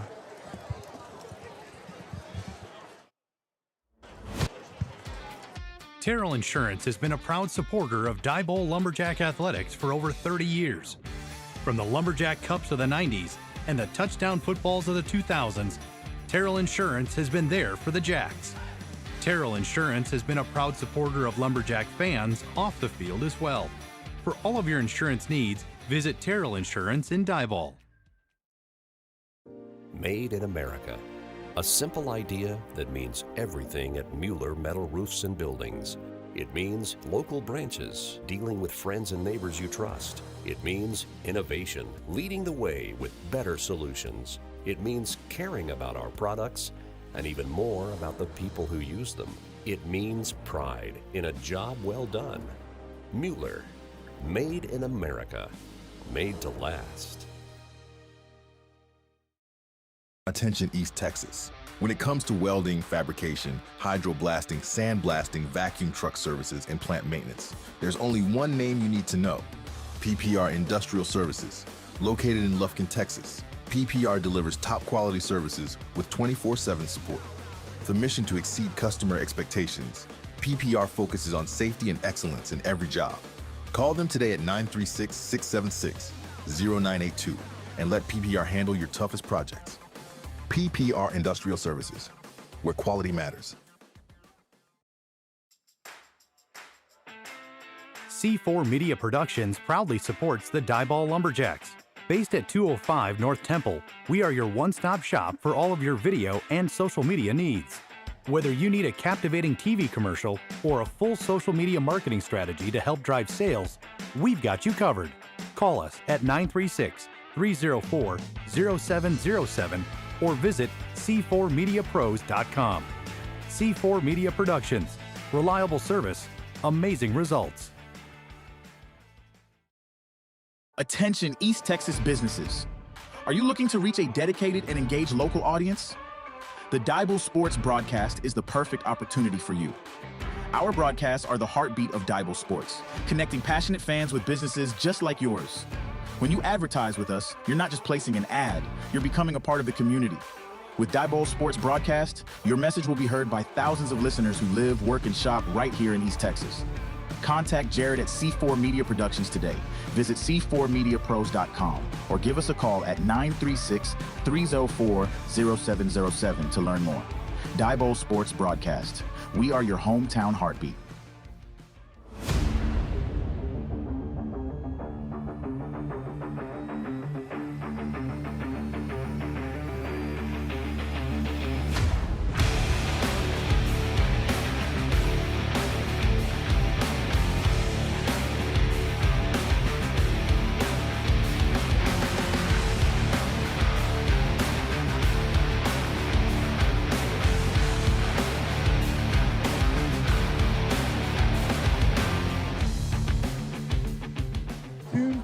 So your halftime score from Shepherd, it's the Diboll Lumberjacks leading the Pirates by a score of 21-14 as we take a look at how we got here, as the Lumberjacks answered with 3 plays into the game as Riley Arambula connected with Aiden Morris for a 57-yard touchdown pass to go up 7-0. And then the Lumberjacks scored once again with a Ty Jones 1-yard touchdown run to go up 14-0. Then the Pirates responded back with a Landon Dellinger 72-yard touchdown run. 2-point try was good. So the Pirates on the board 14-8. The Lumberjacks score once again with Riley Arambula connecting with McMillan, Tyrese McMillan that is, for a 35-yard touchdown pass to go up 21-8. And then the Shepherd Pirates responded with a minute 13 remaining in the first half as Javaris Marsh scored on a 2-yard touchdown run. 2-point try was no good. That brings our score up to 21-14 here at Pirate Stadium. So going over the first half, Braylon, what were some things that you liked and disliked and where to improve? Yeah, I really liked what the Lumberjacks did on offense in the first half. Outside of a couple drives where we couldn't really get anything going right off the bat, offenses looked pretty good. We did have the one turnover, which we want to stay away from, but we've been able to hurt Shepherd on the outside with big passes, screen passes. If we can get their defense moving side to side, it seems like we do okay. The middle has been closed all night. Shepherd's defensive line just has really dominated at the line of scrimmage. I don't think we've ran the ball up the gut for more than 3 yards all night. So, Lumberjacks doing a good job as far as game planning, trying to keep that Shepherd defense off balance and take advantage of some of our skill position talent on the outside. So I've liked that a lot. First quarter, defense was very solid. Second quarter, not so much, right? But Shepherd's hurt us with the big play, and that's kind of been a theme all year. When we've been hurt defensively, it's been with the big plays, putting us in a poor position. So turnovers and big plays, that's what kills your defense. It's hard to win games that way. But for half of that, a quarter of this ball game, the defense did a really good job limiting Shepherd. So hopefully after halftime we can make some adjustments and come back out and get back to doing what they did so well there early in the first half and making Shepherd kind of grind the ball down the field. Yeah, for sure, Draylon. Some of the things that I liked offensively for the Lumberjacks, I just love how they're just opening up the playbook tonight before we go into district next week. I just like seeing the church receiver sets, and then as we've seen the power I and I formation sets, just opening up the playbook more often, just getting Riley Arambula getting more comfortable and under his feet as a starting quarterback. Do want to point out that Carlos Sanchez, who was our starter for the last 3 games, he had gotten injured against Woodville, but as we mentioned, he's back and he's up on the field defensively. So just want to let y'all know that Riley is the quarterback this evening. Just wanted y'all to know that the Carlos Sanchez is healthy and he's playing as well on defense. So what I like seeing offensively, like I said, new formations that we haven't seen all year long, and just opening it up with the bubble screens and the RPOs. There's a few RPOs in there, or play action, whatever those were, but I like seeing that offensively. And as we mentioned too, Draylon, is you just can't have turnovers. Riley had that one bad turnover that could have been a touchdown for us, but instead it went the other way. But other than that, and then as well as just trying to get the run game going, you're just gonna have to find ways to move around those 2 big defensive linemen that the Pirates have. One of them, I believe, has an offer from the University of Houston. Go Cougs! So it'll be really interesting to see how the Lumberjacks can they resort to not running the ball at all and just resort to just dink and dunk football, or just find a way to work around it. So it'll be interesting to see offensively. Defensively, they're doing a real good job of reading their keys with Coach Morrison, having run the wing tee and being a part of teams who have previously ran that form of offense. Morrison is a guru at understanding and knowing how to defend it. We did let out a few big plays with Landon Dellinger, who is the senior quarterback. He's been a 3-year starter, possibly 4 for the Pirates, and he is quite the athlete running the show under center for the Pirates. So can we continue to defend Landon Dellinger But along with that, if you key in on him, you got to worry about the other guys too, because the wing tee, as we mentioned pregame, is predicated on misdirection and trying to bite where there might be a hole. So can the defense remain disciplined enough to read their keys and continue to stop these Pirates from getting big gains as the game progresses on? So those are some things that I've seen thus far. Shepherd will receive the ball in the second half. So we'll just see how these guys can do. We'll see how the Lumberjacks can do coming back out here in about 19 minutes. Yeah, I really do think that first drive is going to be big for kind of setting the tone for how the second half is going to go. Shepherd comes back out and they just push the ball right down the field and run it right down your throat, or have another 2 big plays and get down to the end zone really quickly. I think you could see the defense kind of get down on itself a little bit. But if Diboll comes out and forces a 3-and-out, or gets a quick stop, or forces a turnover and kind of gets that stinger back up the way it was in the first quarter, you could see a quick score by Diboll going up by 2 touchdowns again. So that first drive is going to be really important for the Lumberjacks. It's going to kind of dictate which way the tide flows here in the second half. Or we're going to have a shootout that ends up 48, 49 points apiece, or are we going to be able to maintain this kind of slugfest that it was for about a quarter and a half here early in the ball game? So it'll be interesting to see how Morrison approaches things and what kind of adjustments we make here. But I thought they've played really well. You had a bye week, gave Morrison time to make some adjustments defensively, and you can definitely tell there's been some adjustments. He's moved some people around, got DeCarlos Sanchez back on the field defensively, which is honestly, it's just huge for this team. Sanchez has been a stalwart, defensively for the Lumberjacks for 2 seasons. This is would be the third season. I mean, he's just been really, really good since his sophomore year at that outside linebacker position. Probably has by far the biggest hit of the game today, and a big stop on 3rd down. So he's a very important key player for the Lumberjacks on defense, and we haven't seen him there just because he was forced into that quarterback role the last 3 ball games. So hopefully Riley can come back out and just kind of stay calm and limit mistakes and make some more big throws the way he has early on in the ball game. The kid has a lot of arm talent.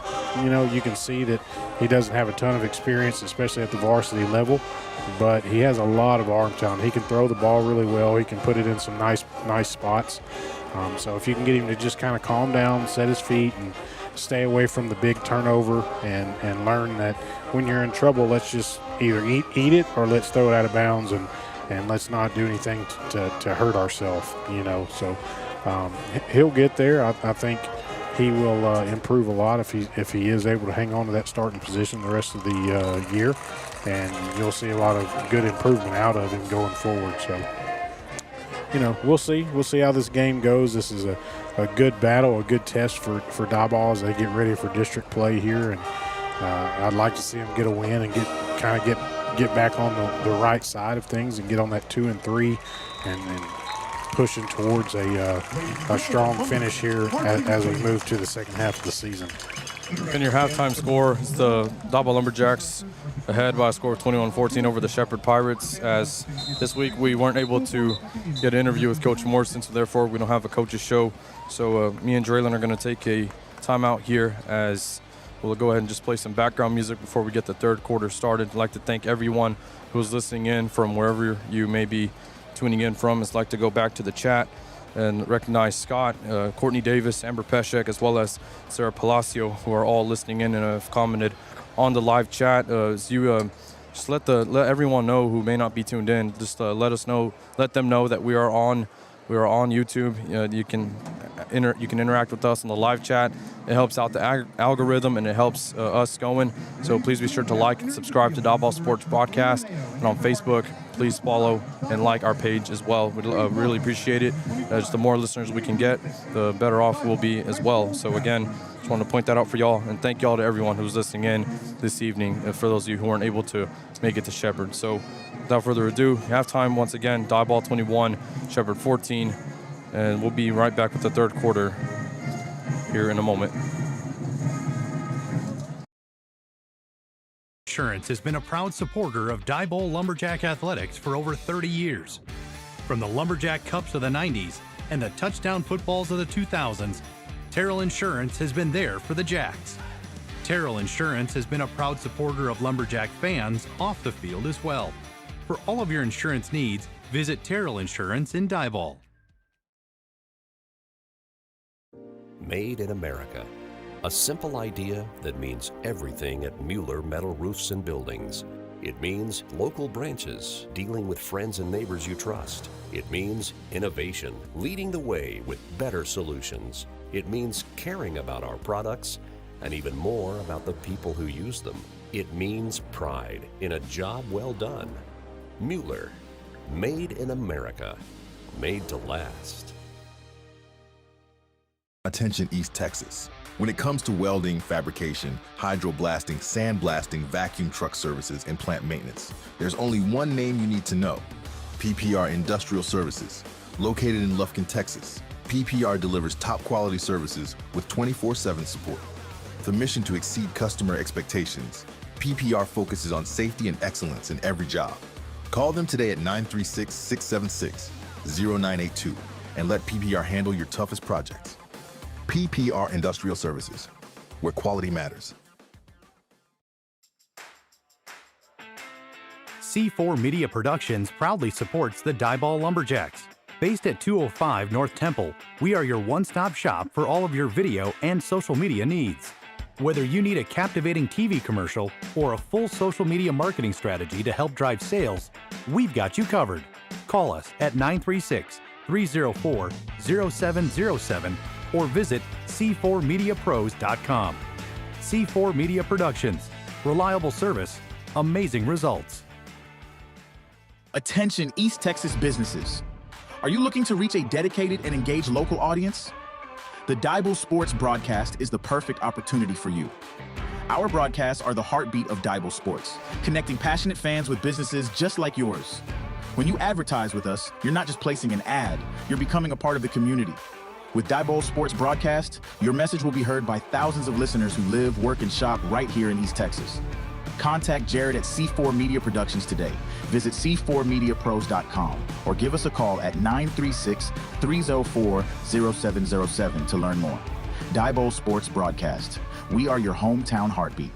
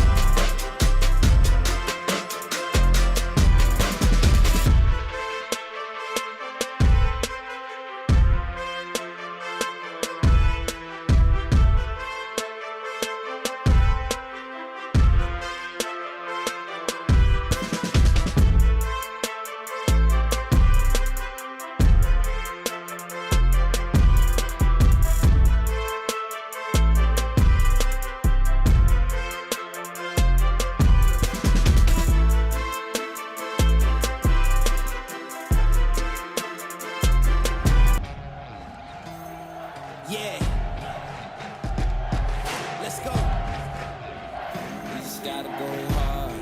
I go the hardest. I bring the pain. Not what you used to. It's all part of the game. Yeah, I just gotta go hard. I just gotta go hard. Go hard. Go hard. Yeah. Oh yeah, the beast back. Adrenaline pumping through my veins, can't relax. Original, I am not the same as these cats. I sting them if they never ever mind and they beeswax. I don't ever cap, but I'm wearing like 3 hats. Never been a rat, but I know where the cheese at. You'll never get a trophy cause they all here where we at. You better believe that. When it's all said and done, I'll still be here standing. Never took a loss and it ain't something that I'm planning. I dare you to say something, my focus is A1. Every dog has his day, it's been mine since day one. This is real grinding, I'm still climbing. While you still trying, I'm still shining. It's real blinding, and I'm getting hotter too. Talking top 2, I'm not a 2. You let the pressure bother you when I do what I gotta do. Let's go hard. I just gotta go hard. Go hard. Go hard. They ain't coming close to me. Flow is on atomic, I'm starting fires through poetry. The hardest out, staying loyal, no falling out. And if you step into the court, be ready, we balling out. Yeah, the coldest of teens, they know what we bring, don't try us. They know in between, we go for these dreams in silence. Hard work, don't mistake it for magic. We been shooting in the gym, this is target and practice. Yeah. And I'm just getting started, getting feet wet. It's all in repetition, ain't a secret. All facts, all black dress code. Pay me my respect, collecting every debt. I go the hardest. I bring the pain. Not what you used to. It's all part of the game. Yeah, I just gotta go hard. I just gotta go hard. Go hard. Go hard. Go hard.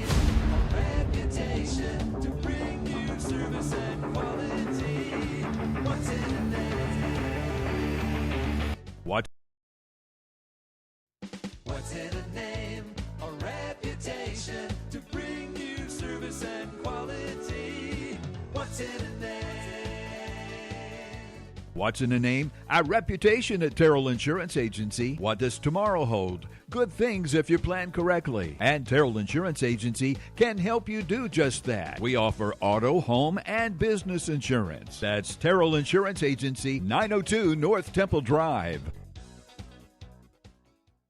You can depend on a Mueller metal roof. We were fortunate enough to be able to build a house on family land, and we've really enjoyed being out here. We couldn't ask for a better place to raise our boys. Our home builder, I don't believe, had ever had an experience with working with Mueller and had nothing but great things to say about the company, about the process. Everybody was professional. If anybody mentions the word metal, we say we know a guy and give them the phone number to Mueller. Find out more at MuellerINC.com.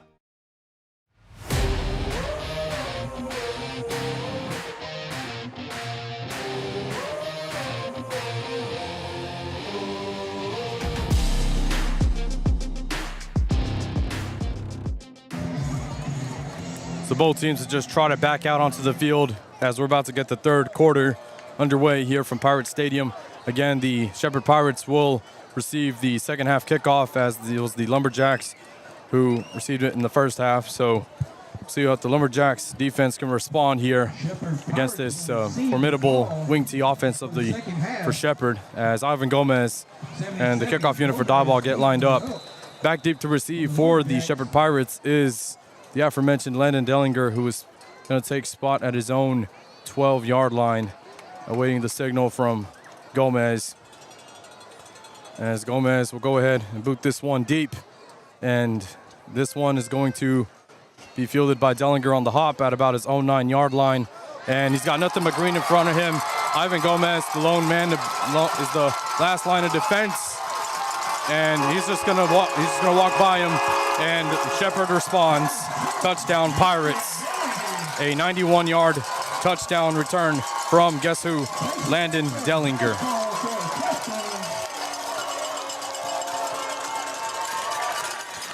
Yeah, that's tough right there. He kicked the ball. It was actually a very good kick. Landed and kind of squibbed around there at the 10-yard line, but kickoff team for Diboll just seemed to hold up about the 20 and didn't really advance any further down the field, maybe worried about what he was going to do when he picked that ball up. Well, he just picked it up and turned and went straight up the field and just blew through the kickoff team for Diboll, and no one even put a hand on him for 91 yards. Touchdown Shepherd, and opportunity for the Pirates to take the lead right here. So they're going to go for two in this situation with 11:48 in the start of the third quarter. And they're going to hand it off to the up back, and he is in the end zone on the two-point try. And the Pirates, for the first time this evening, take the lead by a score of 22-21 thanks to a 91-yard kick return touchdown from Landon Dellinger, the athlete. Well, that's small school football right there, man. You got your quarterback back deep as your kickoff returner. You don't see that in the upper classifications, but it's always been something you see a lot in these smaller schools. And that young man is just a super tremendous athlete. And he, no doubt, he'll be going on to play college football somewhere. You know, it'll maybe Division III or what have you, but he'll go and play somewhere, either defensively or make a good running back somewhere. And he's a really good player, man. That was a very impressive kickoff return right there to help salt away a lead for the Shepherd Pirates. So it'll be Ryan Orozco booting it away for the Pirates, as the Lumberjacks will put three back deep to receive at about their own 9-yard line. It's Ty Jones in between the hashes. Tyrese McMillan on the near side. Opposite of him will be Kiwi Dill.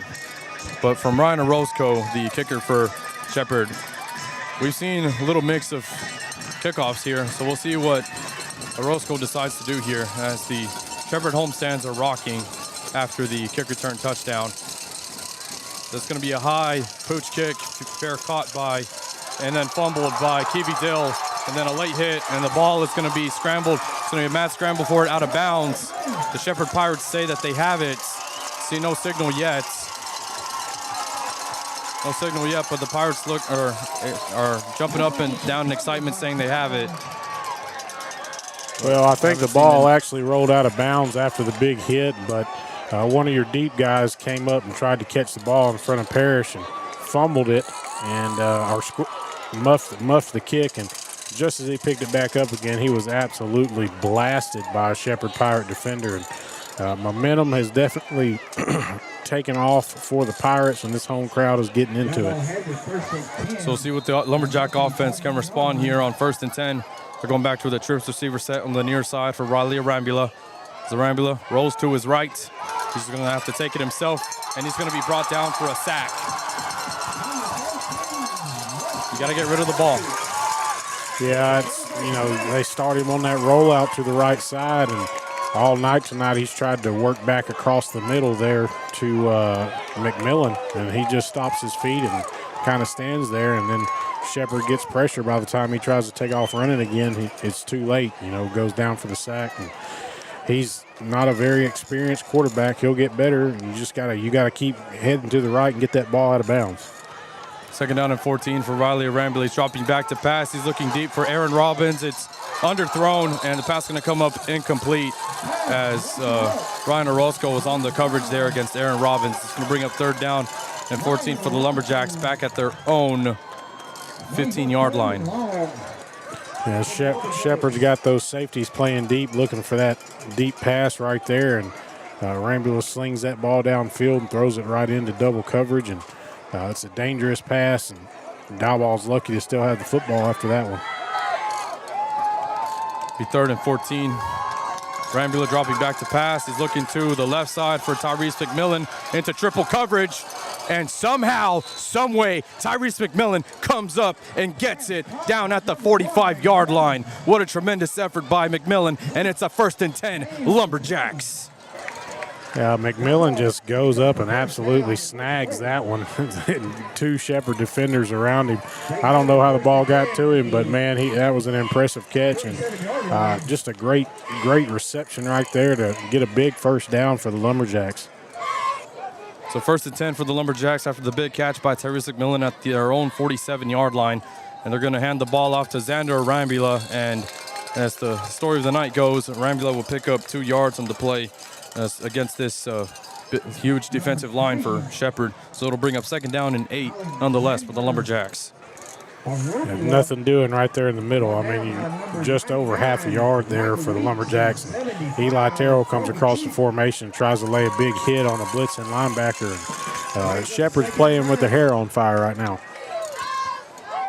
2nd down and 9. Arambula dropping back to pass, looking on the hitch route, but for Aiden Morris, and it's going to be in and out of his hands. The pass comes up incomplete as Arambula was rocked late, but no flags on the play as the offensive line was asking for it, but it'll bring up 3rd down and 9 for the Jacks. Shepherd is bringing heavy pressure off the edges right now, trying to stop Arambula from rolling side to side and creating time for himself. They're going to force him to stay in the pocket right now. And, they got a hand on that football, and it fluttered out there, and Morris just wasn't able to hang on to it. So on 3rd and 9, it's going to be a screen pass to Keevy Dill on the bubble screen, making some cuts and then some, and he will be brought down inside of the 35-yard line of Shepherd for a Lumberjack 1st down. Well, there's your answer. If Shepherd's going to send all that pressure from the outside and leave you one-on-one, then you're going to throw a little bubble screen out there and let Keevy Dill break some ankles and shake and bake and run for a 1st down, move that defense side to side again. So after the 3rd down catch, resulting in a 1st down for Keevy Dill, Lumberjacks have 1st and 10 on the Pirate 45. And it's another sack for Riley Arambula as the Pirates are just coming in and caving in on Arambula, getting real physical, and another loss on the play to bring up 2nd down. Yeah, that defense is just coming hard from the outside. It's just they're heading straight upfield and collapsing the pocket there from the outside, and there's just nowhere for Arambula to go right there. He's trying to stand in the pocket and make a throw, tries to step up, but just too much trash in the pocket, and goes down for another sack and another big loss. So 2nd down and 15 from the Shepherd 40-yard line. It's the trips receiver set to the right for the Lumberjacks. So Riley Arambula is just going to take it himself, and he's going to get nothing on the play as he got rocked on that one. for no gain. It's going to bring up third down, and Coach Morrison is irate as he's shouting at his offensive line to block better. Yeah, we're not getting lined up right there. Lucky we didn't get a penalty on that play, and Michael Weeks is just single-handedly taking over this ball game right now. He's just collapsing the pocket, and right there he laid an absolute stunner on Arambula whenever he tried to run with that football. It's going to be 3rd and 16 for the Jacks. Ball on the Pirate 41-yard line. Arambula rolling to his right. He is looking deep. There's three defenders coverage. Pass going to come up incomplete. Ball intended for Aiden Morris. And it's going to bring up 4th down and long for the Lumberjacks. And it's decision time. We'll just leave it at that. Well, decision should be pretty simple here. We need to punt this ball and get it down there to the goal line. We're going to have to make some offensive adjustments. Arambula is getting absolutely tattooed every play. Once another free blitzer from the backside on that play, and he doesn't have time to see the field. He's just throwing the ball and praying and getting absolutely blasted after every pass. So here comes the punt team for the Lumberjacks. It's Eli Terrell handling the punting duties. Back deep to receive this punt is Kyler Syracuse, who apparently muffs it, but there's mad scramble for the ball, and it looks like the Pirates will fall back on top of it. So the Pirates have the ball 1st and 10 at their own 10-yard line. Yeah, he tried to come up and field that ball about the 20. Didn't look like he touched it to me, but he definitely dove at it and tried to catch it. I think maybe he got lucky there that he didn't actually touch the football.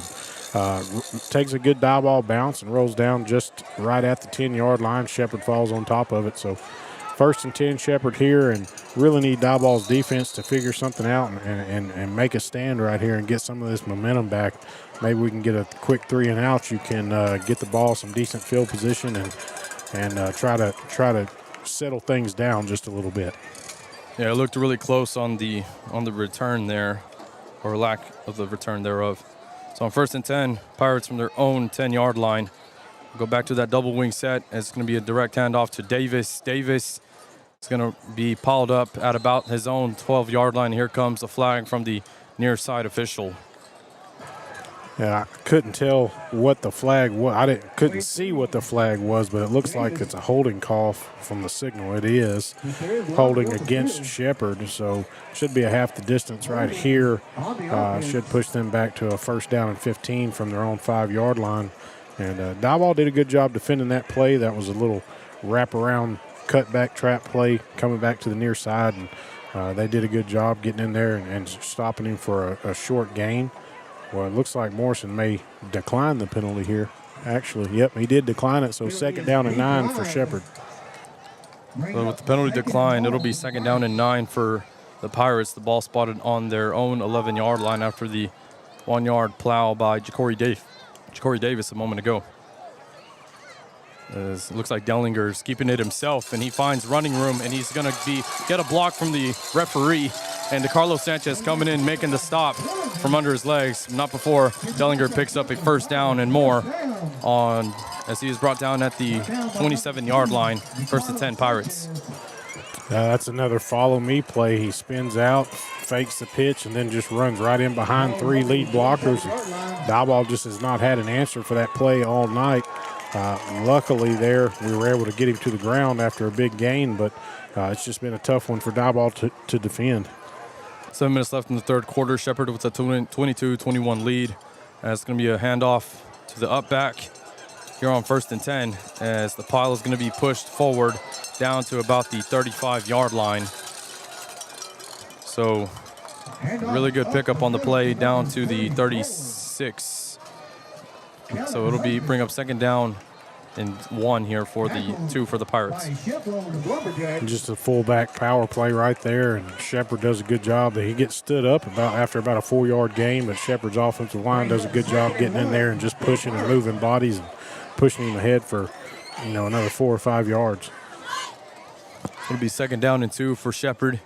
Dellinger with a quick pitch to Davis. Davis coming around the left side, following blockers, and Jamarcus Nieves coming in to bring him down at the 41-yard line, but it'll be a 1st down for the Pirates. That's that little toss play right there, and that's the thing. They keep running that play, and it's good for 3 to 5 yards just about every time. And then they run that quarterback reverse play off of that, or they do that follow me play off of that, and it's been busting for something big just about every time. So just good offensive play calling right here by Shepherd.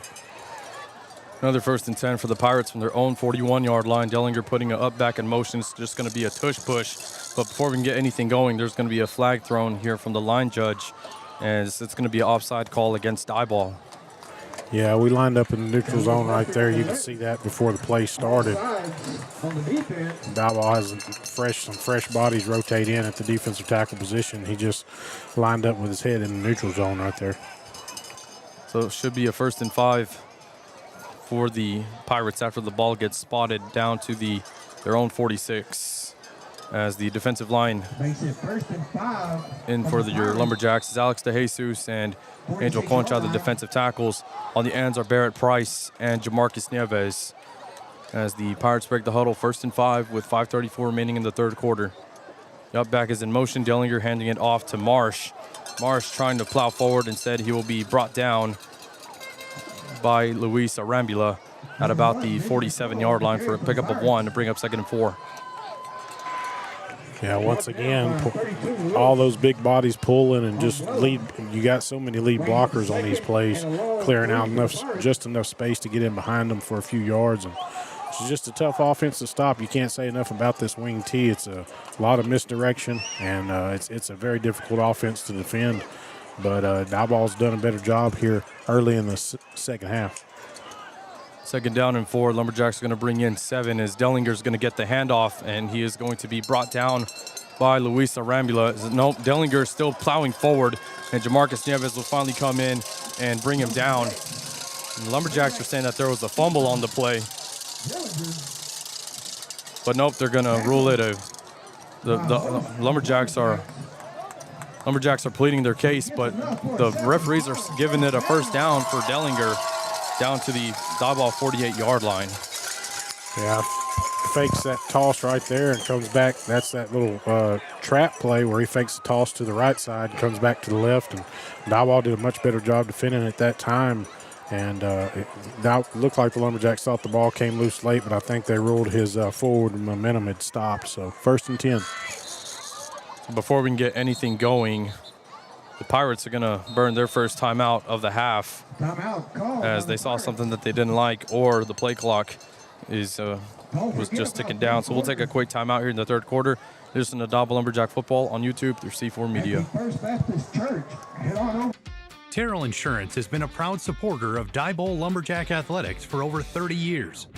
From the Lumberjack Cups of the 90s and the touchdown footballs of the 2000s, Terrell Insurance has been there for the Jacks.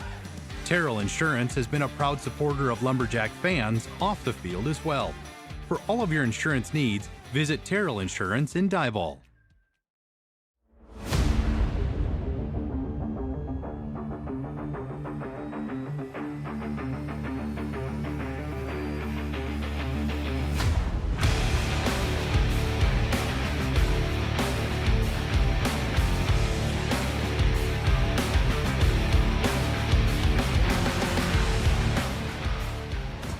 .403 remaining in the 3rd quarter. Shepherd Pirates with the 22-21 lead over the Diboll Lumberjacks. Shepherd has the ball 1st down and 10 from the Diboll 47-yard line. As Dellinger, the do-it-all quarterback for Shepherd, breaks the huddle. As the Lumberjacks respond with 7 defensive linemen. As Dellinger's going to keep it himself on the outside, spins out of a would-be tackle, putting Lumberjacks through the spin cycle, not before being brought down for a loss on the play. Tried to do too much there. Jamarcus Nieves comes in, make the stop. 2nd down for the Pirates. That's the same play he scored that first touchdown on there in the 2nd quarter. Basically, student body right, quarterback's trying to get outside. Eli Terrell does a very nice job that time of forcing his way upfield and forcing that play back to the inside. Once that play is forced back to the inside, there's not enough blockers to help. So nice job by Terrell. 2nd 11 for the Pirates. It's a pitch to Coyle, and Coyle is going to be brought down once again by guess who? DeCarlo Sanchez as well as Luis Arambula. So it's going to bring up 3rd down and long here for the Pirates. Just another nice job right there getting upfield by by an outside linebacker. So you got Terrell kind of playing that outside position. You got DeCarlo Sanchez playing that outside position. And now they're trying to push upfield and force those plays back inside and collapse the field a little bit against these Shepherd Pirates. If you can get hold them to a short gain here, you can get the ball back. It's 3rd down and 13 for the Pirates. Ball at midfield. For the first time this evening, the Pirates are going to go for a pass, and Dellinger it's going to be an incomplete pass. He tried to connect with his tight end that time. The incompletion going to Braden White, and that's going to be 4th down and long for the Pirates, and it should put them in a punting situation.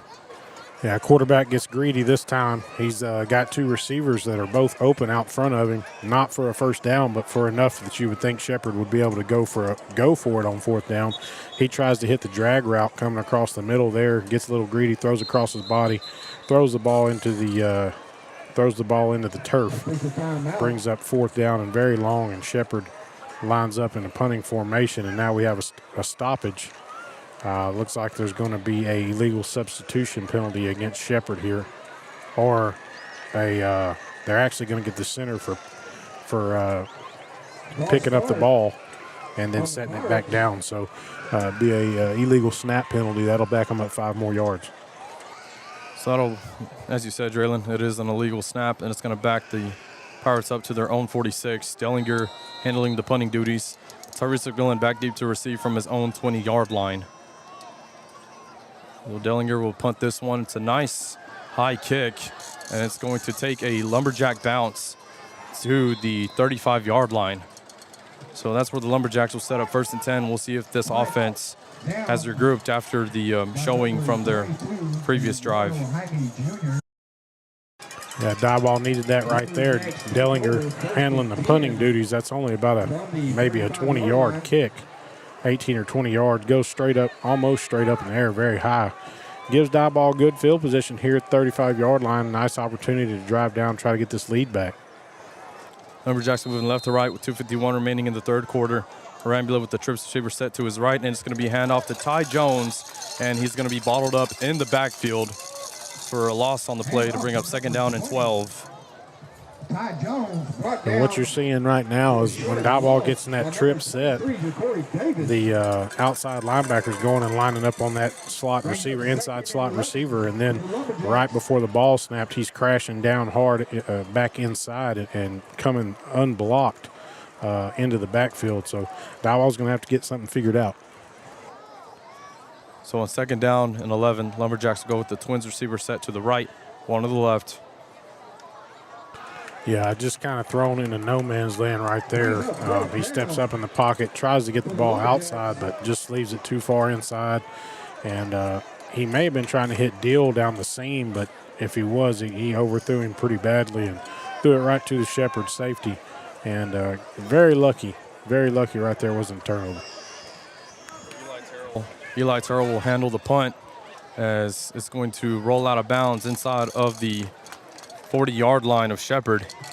So the Pirates will set up 1st and 10 with 1:52 remaining here in the 3rd quarter, as well as the 22-21 lead. As here comes the Lumberjack defense, we'll see how they can respond once again.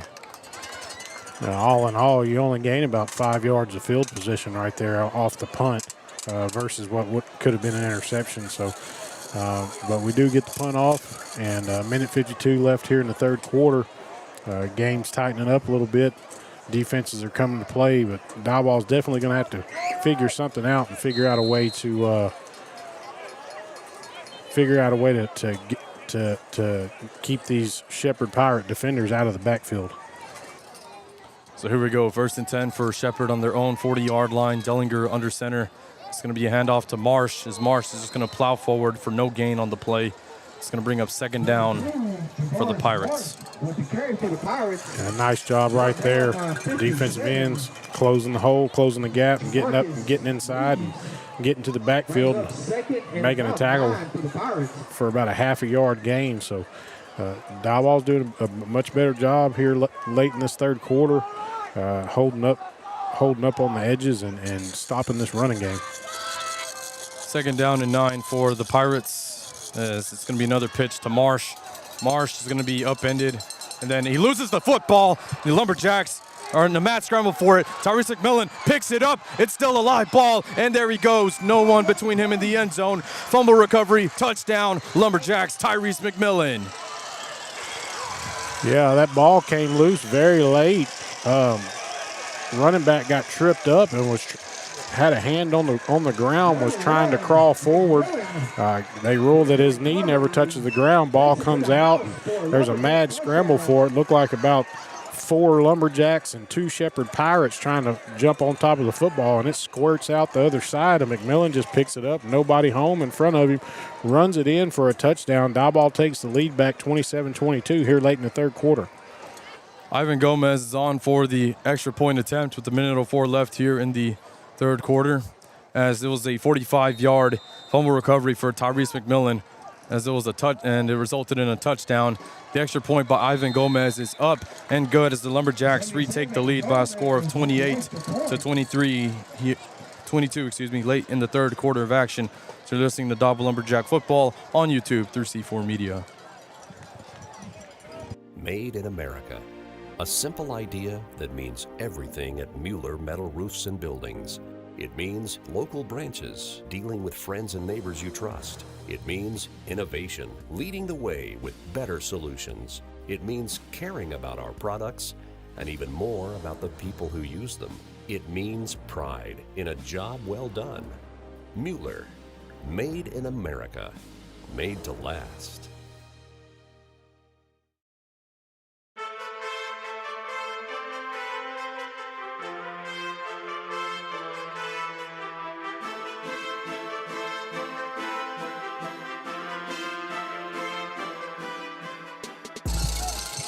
Ivan Gomez on to kick things off for the Lumberjacks, as it's going to be a short kick fielded at the 25-yard line. It's off of Javaris Marsh's hands. There's another mad scramble for the football, and it looks like the Pirates fell back on top of it, but instead of having the ball in decent field position, they're going to have it at their own 20-yard line. So it'll be 1st and 10 Pirates after the muff on the kickoff return.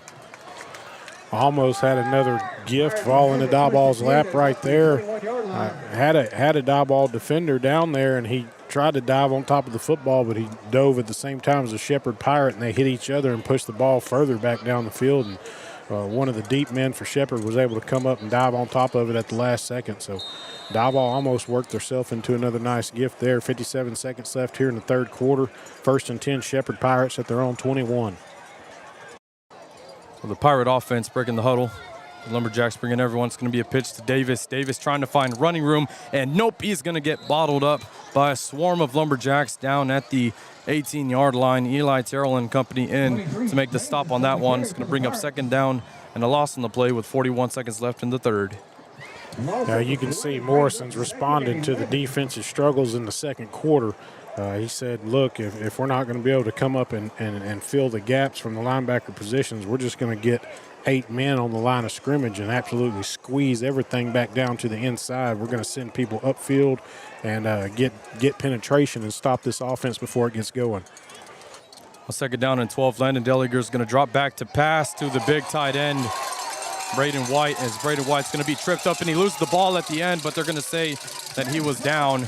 Coming in to make the stop on him was DeCarlos Sanchez and Aiden Chavis. And Braden White is up and limping late here in the third quarter. 10 seconds left on the clock.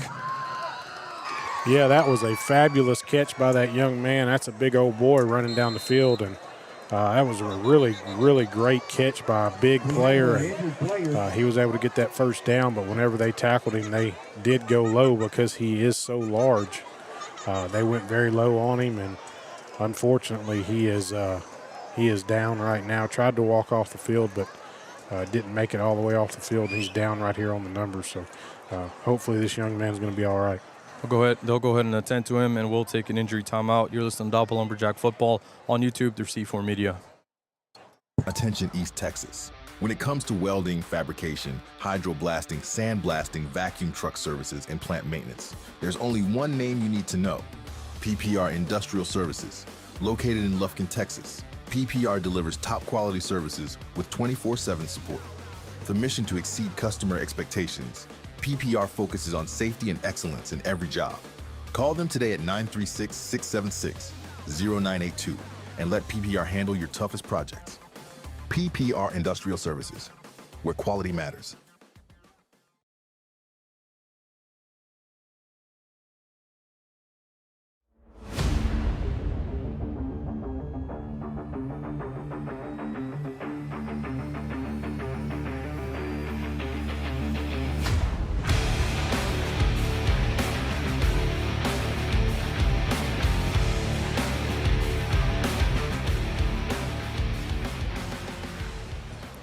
So the injured Pirate on that play was Braden White, who has been making a name for himself this evening, as he had a big catch for a first down, as Braden White was able to be helped off the field by the trainers as they were attending to his knee here on the track. As we hope that it's nothing serious. We hope he's able to come back out and play here in the fourth quarter of action, as they went ahead and ran the clock down to the fourth quarter during the injury as well. So Braden White, he's just a junior, and he's already got an offer from U of H, as I mentioned pregame. So we hope to see him back up and running soon. Yeah, he's one of those big kids that they have in the middle that has really been controlling things for Shepherd all night long on that defensive line. So could help Diboll, but you hate to see a kid go out like that. Absolutely, Draylon. So it's first and 10 Shepherd from their own 35, as they're going to push the ball forward as the handoff to the up back, as he'll get a pickup of 3 on the play to bring up second down and 7. Another nice stop there by Diboll in the middle of that defensive line. Like I say, you can tell Morrison's made up his mind that if they're going to lose, then they're going to lose by forcing Shepherd to just drive down the field 3 yards at a time. They're crowding the line of scrimmage. They're getting a lot of bodies up there trying to get penetration, get in that backfield, and get the runners down before they can get any momentum going. So second down and 8 for the Pirates from their own 38-yard line, as Dellinger is going to keep it himself once again. He tried to find a hole, and he's going to be brought down by 2 Lumberjacks. Making the stop initially was Aaron Robbins, and I couldn't see who else made the stop. It's going to bring up third down and 5 for the Pirates. Diboll sets herself up well here. Forces a third and long here. Just doing a really good job. One thing about it, when you got all those guys on the line of scrimmage and everybody's going forward, there's a lot of bodies flying around in there, and those big linemen for Shepherd that have been pulling free all night and getting to the second level, they're not able to get through the way they were earlier. So third down and long here for the Pirates. Third and 7, ball on their own 40-yard line. So handoff to Coyle. Coyle is going to be brought down by Aaron Robbins right at the 45-yard line. If Robbins wasn't there, he would have been gone and then some. And it's going to bring a fourth down and a crucial 2 here for the Pirates. Yeah, a little stutter step hesitation right there after the handoff, and then he burst through the middle, and it looked like he was going to get loose. And Robbins makes a great tackle, brings up a fourth down and 1. And you have to figure this is probably going to be one of those fullback powers or quarterback sneak up the middle. Big play right here in the ball game. Here we go, 4th and 2 with less than 10 minutes remaining. As Dellinger puts the man in motion, it's going to be Dellinger getting the handoff, and he was bottled up, but he's going to plow forward for pickup of 5 on the play, and it's going to be a first down for the Pirates right at midfield. Strong, tough run right there by Dellinger. Diboll got a hand on him in the backfield and then slowed him up again right at the sticks, and he was still able to power through and gain about 4 yards right there and reset the chains for the Shepherd Pirates. 1st and 10 at the midfield stripe. So the resets the chains for the Pirates, who are down by 5 here with 9 minutes left here in the fourth quarter of action. That's going to be a pitch to Davis. Davis trying to find running room. Instead, he's going to be piled up right at midfield. No gain on the play to bring up 2nd down and 10 for the Pirates.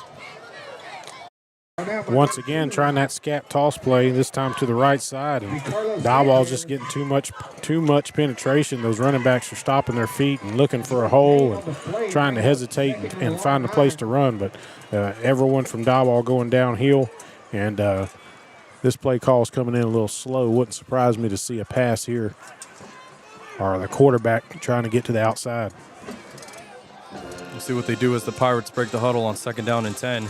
It is going to be what you called it, Draylon, a quarterback keep, as Dellinger making cuts and then some, and he's going to be brought down from behind by DeCarlo Sanchez.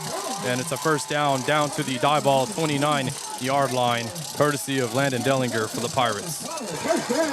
Yeah, he just takes the snap and spins out and runs straight towards the sideline and cuts upfield. And kid's got some slick feet, man. He got the sweet feet. He's just, when he gets in the open field, he's hard to bring down. And Diboll's had trouble with it all night. Big run right there for another 1st down. It's another 1st down for the Pirates with about 8 minutes remaining here in the game. Diboll with a 28-22 lead. Defense needs to make a stop. It's going to be another quick pitch to Davis, and Davis once again bottled up by a swarm of Lumberjacks on that one to bring up 2nd down and 10. Well, definitely this ball game is getting a lot tighter. These plays are not breaking for as much as they were in the first half, and run defense is tightened up. And this is going to be a slobber knocker right here to the end, Alec. This is old school football. This is what you'd like to see on a Friday night in deep East Texas. Couldn't have said it better, Draylon. As one of my former coaches mentioned, Coach Scott Taylor, that is, mentioned, it's a fight in the phone booth. Anytime you're playing a run-first team like Shepherd, as Dellinger takes it himself, tries to spin out of a tackle, but he's going to be brought down at about the 27-yard line for a pickup of 2 on the play. It's going to bring up 3rd down and about 7 to go for the Pirates. Well, once again, Diboll's forcing Shepherd into a 3rd and long. You're keeping them behind the chains.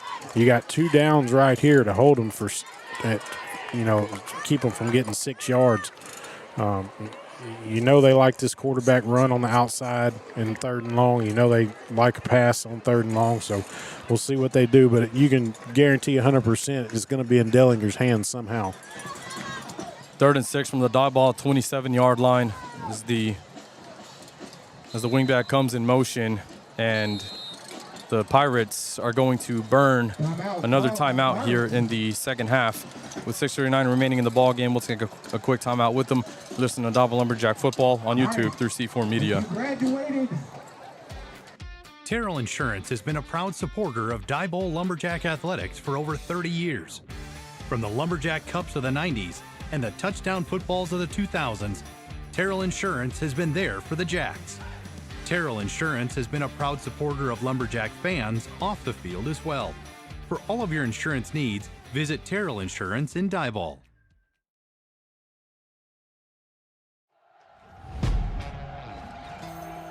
Yeah. Let's go. We just gotta go hard. I go the hardest. I bring the pain.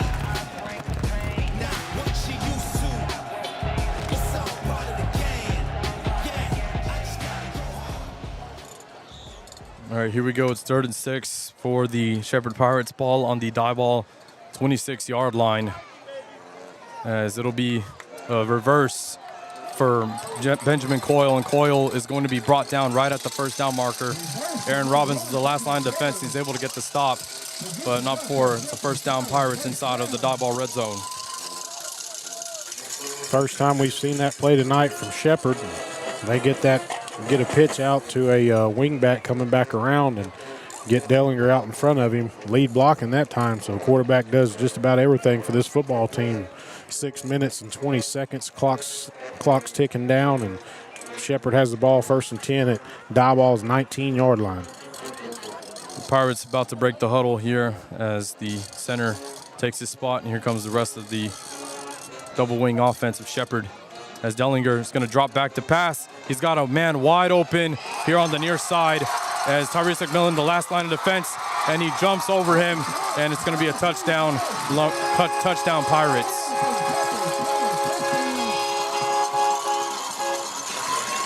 Dellinger fakes the handoff that time, and that's a quarterback throwback to the tailback. Tailback comes out of the backfield, nobody within 25 yards of him. First time all night that Shepherd has shown that attack from the offense, and just a really good play call right at the perfect time.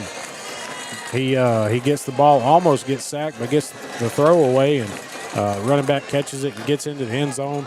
Shepherd lining up for two here, trying to take the lead with 5:55 left in the game. So again, the Pirates are going to go for two, as they've done all night long. Dellinger getting under center, and he's going to take it himself and bounce it outside, and the Pirates reclaim the lead with the 2-point try up and good, as Landon Dellinger takes it himself. So our new score here with 5:55 remaining in the game. Shepherd 30, Diboll 28. You're listening to Diboll Lumberjack football on YouTube through C4 Media.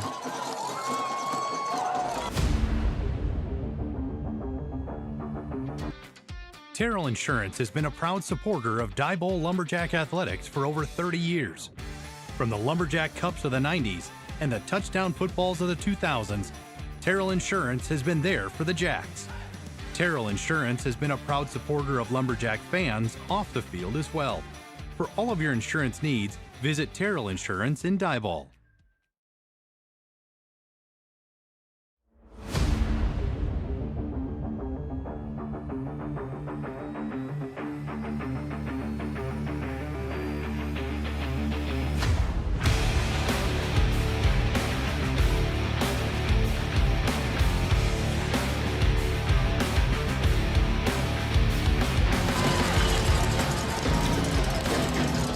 (30-28) is our new score, as Landon Dellinger connected with Javaris Marsh on a 19-yard touchdown pass.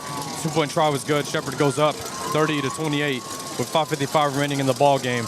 As Ryan Orozco is on to kick it off for the Pirates, as Joseph Parrish will field it from his own 40-yard line, and he's going to turn it upfield and be brought down right at midfield with 5:51 left here in the ball game. We'll see how the Lumberjack offense responds here on 1st and 10.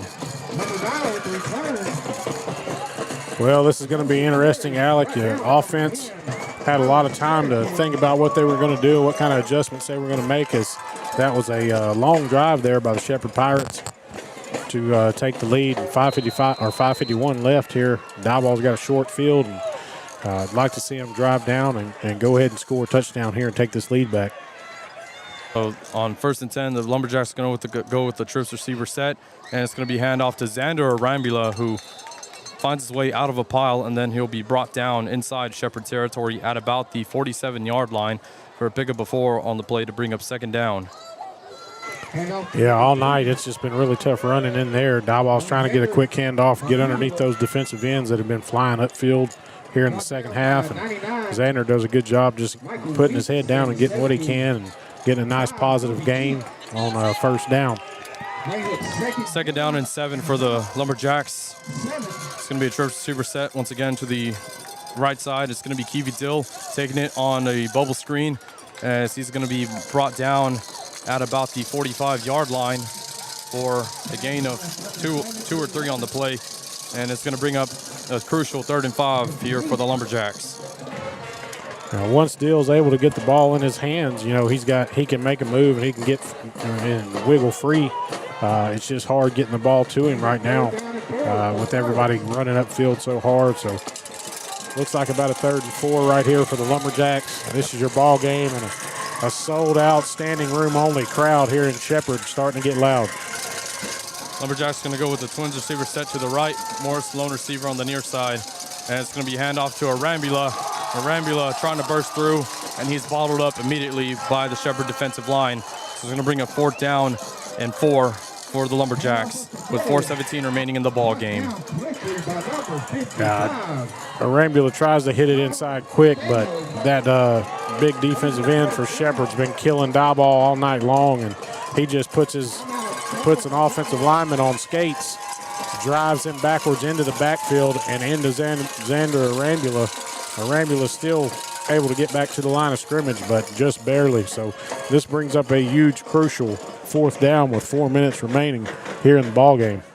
I do want to point out that Braden White, who was the injured Pirate from earlier, will not be able to return to the field as we see him with his knee wrapped up and he is on a crutch. So that's with crutches, I should say. It's very unfortunate to see for a very talented young man. I really hope that injury isn't serious and that he's able to get up and heal up in time for district play, as the Pirates will begin district play next week. So it's unfortunate to see, but in a way too beneficial on the field. But yeah, it's just you never want to see a good player like that getting hurt.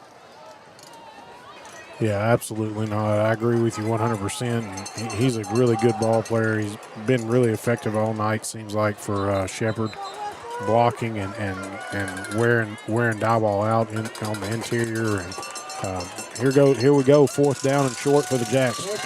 After the timeout called for the Lumberjacks, here they go. They're going to line up in a power I. It's going to be a toss to Kiwi Dill, and he's going to throw it up for grabs to the receiver, but the pass is going to come up intercepted by Ryan Orozco.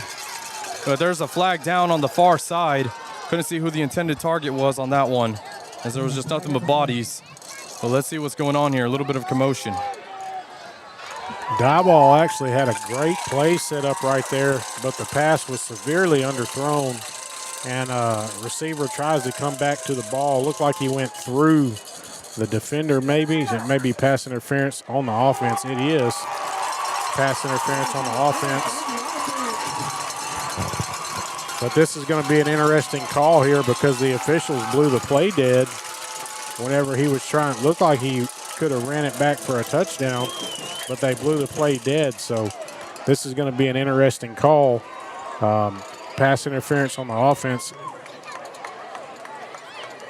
So I don't know what the result is here, or if they called the pass incomplete or what. I'm not sure what's gonna end up happening here. Yeah, a little bit of confusion as we still haven't seen the official call just yet. So let's see here. All right, so it looks like they're going to go ahead and back the offense up all the way to all the way inside of the Diboll 41-yard line. So it'll be 4th and long instead for the Lumberjacks with 3:56 remaining here in the ball game. Looks like they called the pass incomplete is what happened. And then offensive pass interference, so replay 4th down. Well, this brings up 4th down and very long. You'd think this would put Diboll in a position where they have to punt the football and play defense and try to get the ball back with a defensive stop. So we'll see what they do here, but looks like Morrison's going to go ahead and use a timeout. Try to figure out what he's going to do. But I would think you would have to punt the ball here and try to play defense. Yeah, I would go into that as well. I trust my defense enough to stop Shepherd, even though Shepherd does play ball control. I think I could put it into the hands of my defense to come up with something other than the big plays they've given up. And that's like only sporadically. They've been doing a really good job of filling in those holes and those runs. But the only unfortunate thing is that those big plays will get you and sneak up on you. But let's see what the Jacks can do here as they burned I couldn't tell if that was either their second or final timeout of the first half. Well, you look up at the scoreboard, and Shepherd returns the opening kickoff back for a touchdown. So since that time, Shepherd's only scored 8 points. So Diboll's defense has played well here in the second half. I think you really have to put it in their hands at this point because he's coming out. We're lining up like they're going to go for it. Lumberjacks going to go for it on 4th and 20. Riley Rambula dropping back to pass. He's looking deep for Aiden Morris, and it's underthrown, and the pass is going to come up incomplete. And the Shepherd fans are excited, and so is the Shepherd sideline, as they think they have this one in the bag, but we still got 3:49 left to play here. Yeah, that's a little bit of a head scratcher right there. It looked like we were trying to show like we were going to run one wide receiver deep, and then he was going to stop right at the sticks and on a hitch route and try to catch it short and break a tackle and try to get a first down. But the pass was underthrown, didn't get to the wide receiver, so didn't give him a chance. But, hey, here it is, 3 minutes and 49 seconds left. This is your ball game. Diboll either gets a 3 and out here or they go home a loser tonight. So Pirates have the ball 1st and 10 from the Diboll 41-yard line after the turnover on downs by the offense. And they're going to just push the pile forward. Landon Dellinger somehow gets out of the pile, and he'll be brought down at the 30-yard line. And DeCarlos Sanchez is going to, there's going to be extracurriculars as DeCarlos Sanchez pushes Dellinger. This may lead to an ejection, and it's a little bit of an ugly scene here in Shepherd. Yeah, there's that frustration right there. Sanchez, Dellinger squirts out on a quarterback sneak, runs for a first down. Sanchez makes the tackle, and then just frustration boils over, shoves the quarterback in the back, shoves him down to the ground. Then Shepherd player comes over and pushes Sanchez. It'll be interesting to see what happens here, if it ends up being offsetting penalties or if this is going to push Diboll Shepherd 15 yards further down the field, which would essentially set them up to ice this ball game and end it. So the referee and the line judge still having discussions, and Morrison's talking over to his defense as well.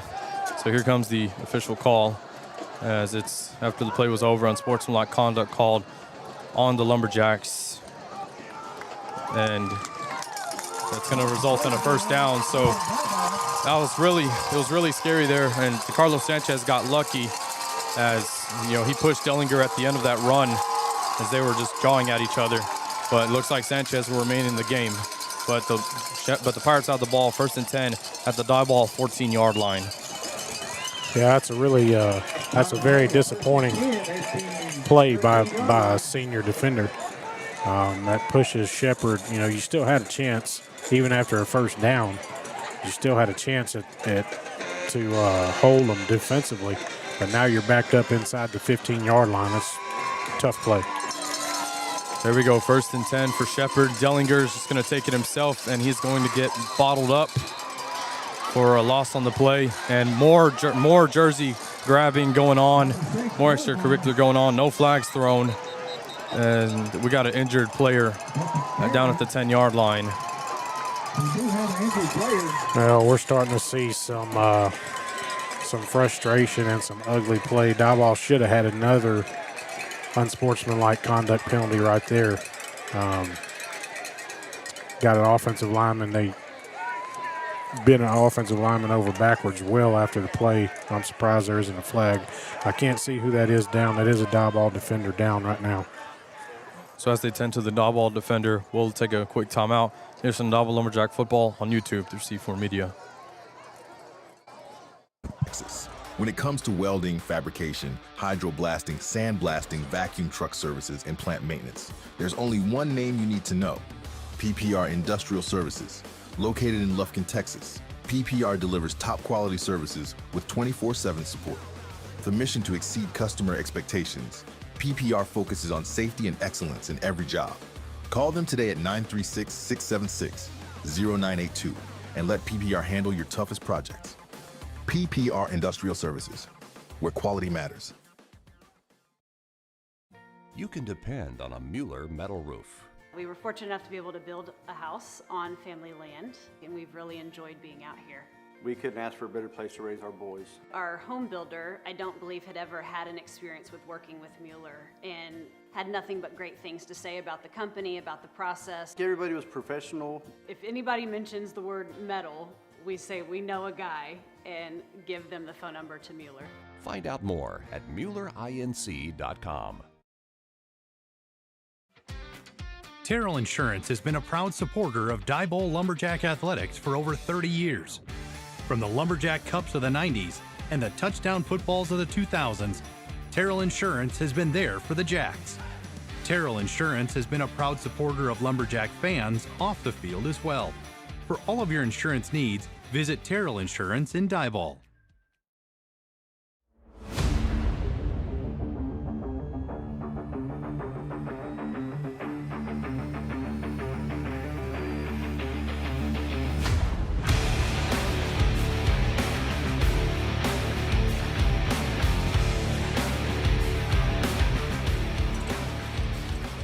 So the injured player on that play was Jamarcus Nieves, the senior defensive lineman, who is being aided off the field by Coach Daniel Zarzosa, as well as Mike Waters, as he's limping off pretty badly, not able to walk off on his own power. So hopefully it's nothing too serious for Jamarcus. And in to take his spot at the right defensive end, on the left defensive end position will be the junior Ethan McFarland. Well, 3 minutes and 10 seconds left in this ball game. Alec Diboll's got to get a stop here, and can't do that if we lose our cool and start doing ignorant things. So hopefully after that injury, everybody will settle down a little bit, and they got 3 chances to get a stop here and have a little bit of time left on the clock. It's going to be 2nd down and 10 for the Pirates. Ball on the Diboll 15-yard line. Dellinger putting it up back in motion. It's going to be a handoff to Marsh. Marsh plowing forward, and he will be brought down right at the 13-yard line of the Lumberjacks. So it's going to bring up third down and about 8 to go here for Shepherd. A very short gain right there by the fullback, just plowing off right tackle, and Diboll doing their job and holding him right there. 3rd down and long here. You know Shepherd's going for it on 4th down if you hold them on 3rd. So really need to try to get a no gain play or a negative play right here. So on 3rd down, it's going to be a pitch to Davis. Davis escapes the shoestring tackle, and he's going to plow forward down to the 5-yard line, as Davis may or may not have enough for the first down. Yes, he gets enough for the first down, and that just takes us down to the 2-minute timeout. Yeah, that's going to get you to the 2-minute warning right there. Timeouts left. I'm not sure. Diboll may have one left, if they have a timeout left at all, with 1:59 seconds left. That may be your ball game right there, which is, it's just tough right there. You get your hands on him for no gain or maybe even a slight loss, and just can't get him down on the ground. He just plows ahead and gets down there inside the 5 and gets first down. That's probably your ball game at this point. So the 2-minute timeout is coming to a play here, and pending anything, I think the Lumberjacks may have one timeout left, or they may have burned through all of them. Not too sure, because the timeouts left here on the scoreboard have not been updated at all this second half. So we'll see what happens here. So there'll just have to be a miracle to happen if Diboll wants to walk out of here with the win. But the chances of that happening are real slim. But you never know with high school sports. You never know. Yeah, I mean, there could be a bobble snap. There could be a ton of things that could potentially happen here with 2 minutes left. But just hate to see that on 3rd down. If you get a stop right there, you have the 2-minute warning. It's going to stop the clock and force Shepherd into a 4th down. Just weren't able to get it done, so 1:59 seconds left here. We'll see if Shepherd tries to go for a touchdown or if they just try to nil it out. So on 1st and goal, looks like Shepherd will go for a touchdown. Dellinger just going to plow it himself. It's going to be a quarterback sneak up the gut down to about the 3-yard line, or make that the 2-yard line, as they're getting everyone up and the clock ticking with 1:45 remaining in the game. Yeah, just a quarterback sneak right up the middle, and I'm sure that's what the next play is going to be as well. I don't see any reason why, if I was a coach for Shepherd right now, why I would take the ball out of Dellinger's hands. I mean, he's clearly the best player on the football field, probably for both teams.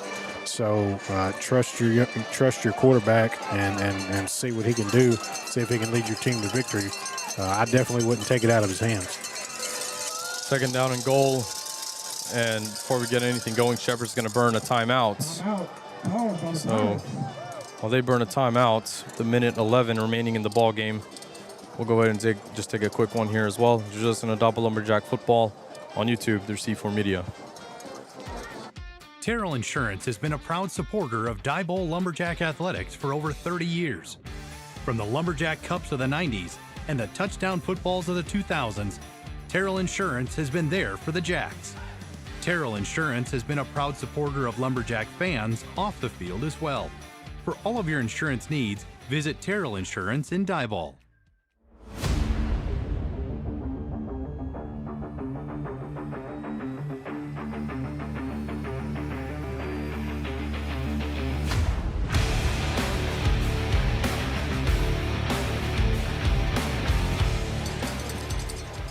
So second and goal from the 2-yard line for Shepherd as both teams trot back out onto the field after the Shepherd timeout.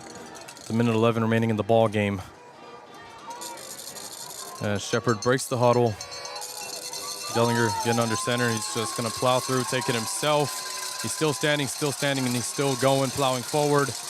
No signal yet. They're going to spot him just shy of the end zone, so it's going to bring up third and goal with less than a minute remaining here in the ball game. Diboll doing a good job in the middle there, just plugging it up, but now you're looking at third and inches here with 46 seconds remaining. And honestly, Shepherd doesn't have to do anything other than snap the ball and kneel it here for a victory. But if I was them, I would probably just go with the quarterback sneak again, which I'm sure they're going to do, and put 6 more points on the board. So Pirates breaking the huddle, third and goal with 27 seconds remaining. And yep, that's exactly what they're going to do. And Dellinger's just going to walk in, take it himself to put the icing on the cake here on homecoming night for the Pirates. As Dellinger is responsible for all of Shepherd's scores this evening. And Shepherd goes up 36-28 late in the fourth quarter. That will put the nail in the Lumberjacks' coffin, so to speak. But, man, this has been a well of a ball game here tonight. Both teams putting on just a really outstanding show for the home crowd and the visitors that showed up from Diboll. Both sides had packed bleachers tonight. It's been a very good game, but it looks like Shepherd's going to go home with a victory. Shepherd's going to go for 2. Dellinger's going to take it himself and spin into the end zone as Ricardo Garcia comes and lays a late hit on him down, and a little bit of jawing going on, but it's not going to matter. Shepherd, again, as I mentioned, puts the icing on the cake as they'll finish off this evening with a 10-point victory, coming back from down 21-14 at the half to take this one 38-28 with 22 seconds left. Yeah, like I was saying just before the 2-point conversion attempt there, it's been a really, really good ball game. Lumberjacks and Shepherd just going back and forth all night long here. Shepherd just a little bit too much offensively in the second half, and Diboll just not able to figure things out offensively in the second half. Held to just one touchdown and a field goal over the final 2 quarters. So been a really good ball game. That kickoff return for a touchdown to start the second half off, you know, that one really hurt us, I think. So disappointing end, but really fun ball game to watch, and all the fans here in Shepherd tonight got their money's worth. I don't care what side you were on. This was a heck of a football game. Absolutely, Draylon, and you know, us getting the broadcast, this is pretty awesome, but it's not fun when you're on the losing side of it, but still, you can never go wrong with any kind of Texas high school football game for that matter, as the kickoff from Ryan Orozco is going to sail out of bounds near the 35-yard line with 22 seconds left here in this one. So it'll spot the ball 5 more yards from where it landed. We'll see what the Lumberjack offense can do here with just a few minutes, with 22 seconds remaining before we go into Huntington next week. Well, I think probably just hand the ball. You're down 2 scores. Realistically, you probably just hand the ball off here, let the clock run off. Don't want to take a chance getting anyone injured, having anyone else get injured before district play. So get out of here and get on back to Diboll and prepare for next week. On 1st and 10, the Lumberjacks are going to run a play as Riley Ramley dropping back to pass. And he was looking for he got hit at the end of the play, and he lost his helmet, and the pass is going to come up incomplete with 17 seconds left in this one. Yeah, Diboll tries to run a pretty long developing pass play there, send a man in motion, send him on a rail route or a wheel route, whatever you want to call it, down the sideline, but just have not been able to block these defensive ends from Shepherd for the majority of the night. And free rusher comes through and hits a Rambula right in the back. He's lucky he got the ball off, but helmet came off. He'll have to miss this, what will probably be the final play of the ball game. So with his helmet off, it'll be Sonny Rodriguez stepping in. He's going to drop back to pass, and he tried to go to Aaron Robbins, who wanted a flag. It's not going to get it. It's going to bring up 3rd down and 10 here for the Lumberjacks with 12 seconds remaining here in the ball game. Ball spotted at the 39-yard line. Yeah, apparently Morrison decided we're going to go down swinging regardless of the score, and we're still chunking it.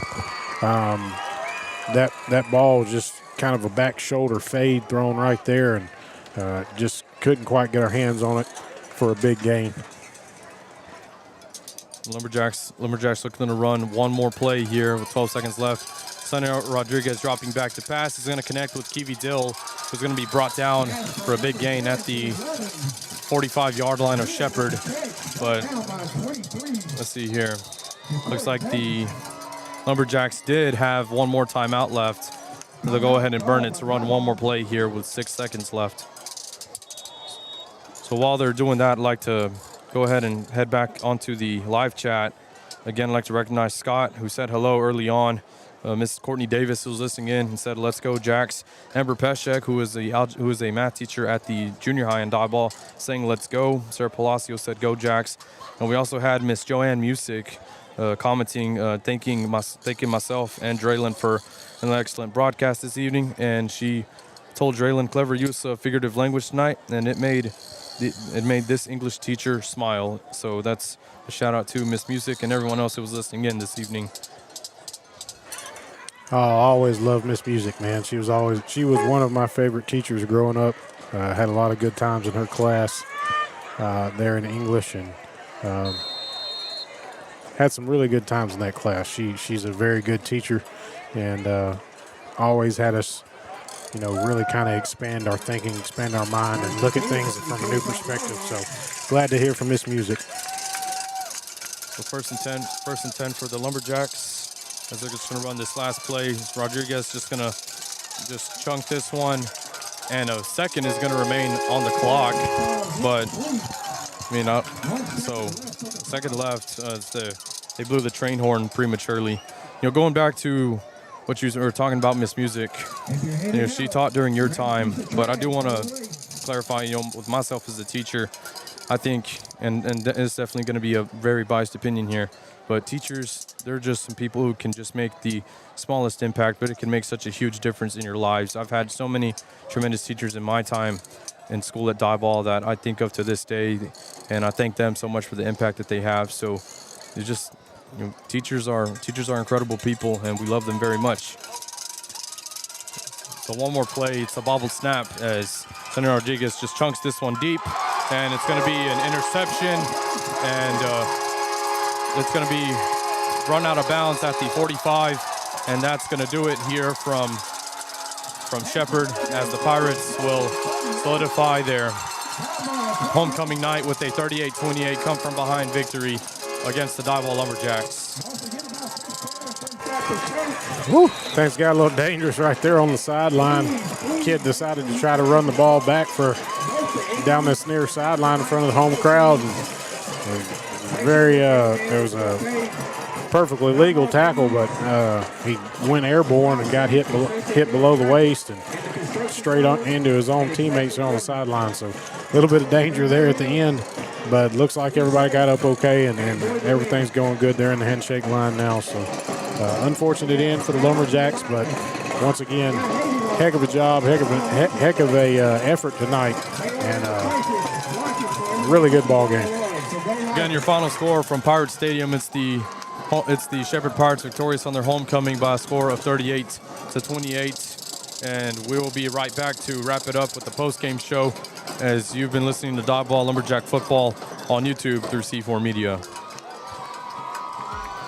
Terrell Insurance has been a proud supporter of Diboll Lumberjack athletics for over 30 years.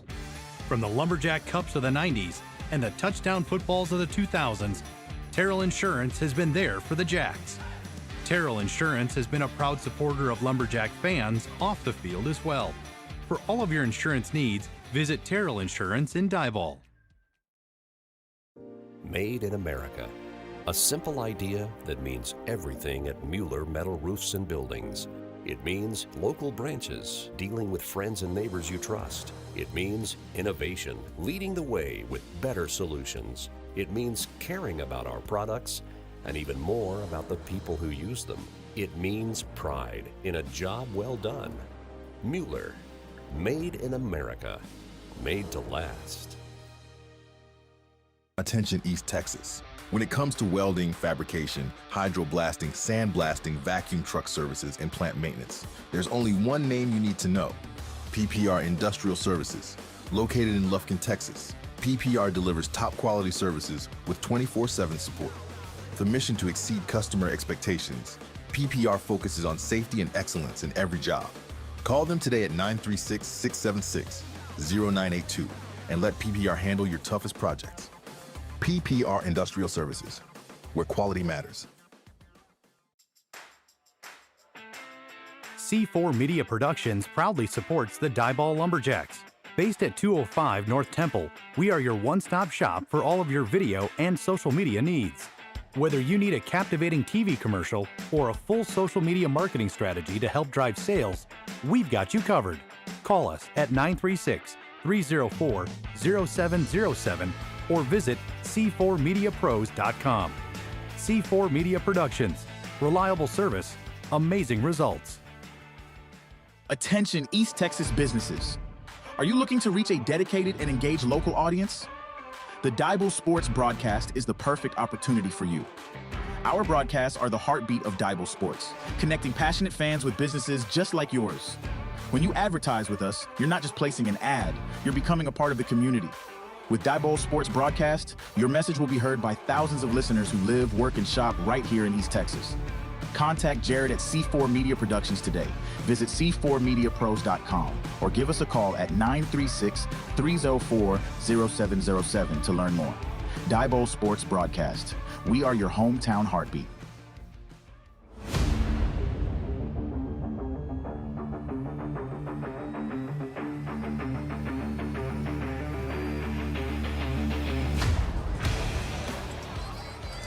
Once again, your final score this evening from Shepherd Pirates, from Shepherd Pirate Stadium. It's the Shepherd Pirates victorious by a score of 38-28 over the Diboll Lumberjacks on their homecoming night. Let's take a look at the scoring summary and how things got started. With 10:39 in the first quarter, Riley Arambula opened up the scoring tonight with a 57-yard touchdown pass to Aiden Morris. Jacks go up 7-0, and then the Jacks extended their lead with a Ty Jones 1-yard touchdown run to go up 14-0, and then in the second quarter, Landon Dellinger responded with a 72-yard, in the first quarter, Landon Dellinger responded with a 72-yard touchdown run. The two-point try was good. Pirates come from behind. It's 14-8. And then the Lumberjacks responded once again with Riley Arambula connecting with Tyrese McMillan on a 35-yard touchdown pass with 2:11 left to go in the second quarter. Scores 21-8 Lumberjacks. And then Javaris Marsh took it 2 yards on a touchdown run. The two-point try was no good. Halftime score 21-14 in favor of Diboll. And right off the gates on the opening kickoff, Landon Dellinger returned it 91 yards to the house.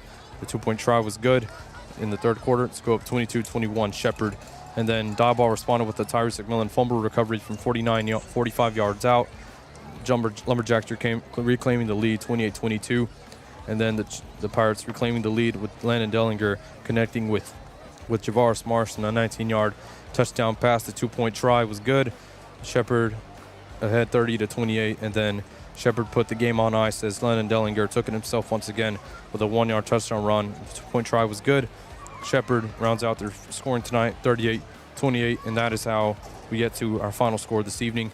It's so now it's time to talk things over about our thoughts on the game, our player of the game, and what's to look forward to next week going into district. So without further ado, time to hand it over to my partner in crime, Draylon, to share his thoughts. Go ahead, Draylon. I thought it was a very fun ball game, pretty good ball game, well played ball game. In the end, this ball game came down to halftime adjustments. Shepherd comes out after halftime. They have the big kickoff return, but outside of that, they also score 2 touchdowns offensively, other than just the kickoff return. Whereas Diboll, second half, 0 points offensively, had the one big fumble return to answer the kickoff return to take the lead back and get the push it to 28-22 at the time. But other than that, Diboll did not score another point in the second half. So shutout for the Shepherd defense in the second half, and that's your difference in your ball game. Diboll we could not hold up front. Shepherd, the second half, the Shepherd defensive line was in the backfield for the last 30 minutes. It didn't matter what we did. Diboll just could not get anything going or keep anything going, and it's hard to win a ball game whenever you can't get anything going offensively. And Shepherd did a really good job, made some really good adjustments, and defensively just really dominated us there over the course of the last 30 minutes. So, but like I say, it was a very good ball game. It was a very fun ball game to watch. This home crowd was really into it. It was standing room only here, homecoming here tonight at Shepherd, and I mean there were people everywhere, and they had a good crowd behind them, a lot of momentum late in the ball game, and their coaches, I mean, they did a good job just sealing off the win there late in the fourth quarter. Absolutely, Draylen. Tonight was a fun one to call. It was just a lot of back and forth action there in the first half, and then going into the second half, as you said, it was all about who could make adjustments. Shepherd outscored Diboll 24-7 in the second half, and that, as you said, Draylen, was the difference. With as far as that goes, it was just an incredible game to see from both sides. Diboll opening it up offensively, and then just making strong efforts defensively too, as well, against a very physical Shepherd Pirate unit who is now 5-0 for the first time since 2015. So Shepherd very physical, showing who they are, and they are a much improved Shepherd team, as Coach Morrison told me in pregame, as me and him had a little pregame chat off the air. But just overall, again, as you said, it just boils down to adjustments. Diboll was shut out in the second half. This lone scoring coming from the fumble recovery by Tyrese, and you just got to go in and do that. And another glaring thing that I noticed too, the run game. I'm sure the run game will be, if you look at the box score for tonight's game, it would not surprise me if the Lumberjacks were held to negative rushing yards, because Riley Arambula, with all the sacks, was, he was getting sacked all evening long, and then with his cousin Xander in the backfield, he couldn't get the run game going. So that was a real big difference too, there for Diboll. And then Shepherd just fired on all cylinders, sticking with their game plan and sticking with their wing tee, the formidable wing tee, and just the misdirection and just getting you, just attacking you when you least expect it. And then it also helps when you have an incredible athlete like Landon Dellinger running your offense under center, who is a 3-year starter for them, and he made it happen tonight. He was responsible for all but one score tonight for the Pirates, and no telling what this Pirate team would be without him. So tonight is just really awesome to see. Just hate to be on the losing end of it for a game like this, but hey, non-district is over. The real fun begins with district play coming up in Huntington next week. Yeah, I mean, like I said, it was a fun game to watch. And then I tell you what else is fun. We get to watch Landon Dellinger down here. His teammates came running back onto the field over here with some poster board signs, said HOCO with a question mark. And then they also had a bouquet of flowers that they slipped up to him while he was taking a picture with a young lady. And after the picture, he whipped the flowers out and turned her around, spun her around. And I guess that was his way of asking her to the homecoming dance, or whatever it is these kids are doing now. Homecoming's a lot bigger now than it was whenever I was in school. So that's pretty funny to watch right there. But yeah, I mean, the Shepherd had the best player on the field, and especially in these small school ball games, you got the best player on the field, you win a lot of them. You know what I mean? So they're going to be a tough out for anybody as long as Dellinger stays healthy. Absolutely, Draylen. As you pointed out, Shepherd, as we punched up with them. They're another 4A opponent that we played in their district. They share a district with Hampshire, Fannett, Silsbee, West Orange, Stark, Jasper, and Tarkington. Shepherd is the only undefeated team going into district play out of their district, which is District 9 4A Division 2. So good luck to Shepherd in district. Hope y'all do well, and we'll see. Seeing how y'all played tonight, it would not surprise me to see y'all possibly win it. Just going up against real good schools like Silsbee, West Orange, Stark, and Jasper. I know that they can punch them in the mouth, and and really just get physical and play with them and see if they can come out on the winning end of things there. As we mentioned, your final score tonight is 38-28, and it's now time for us to list our player of the game.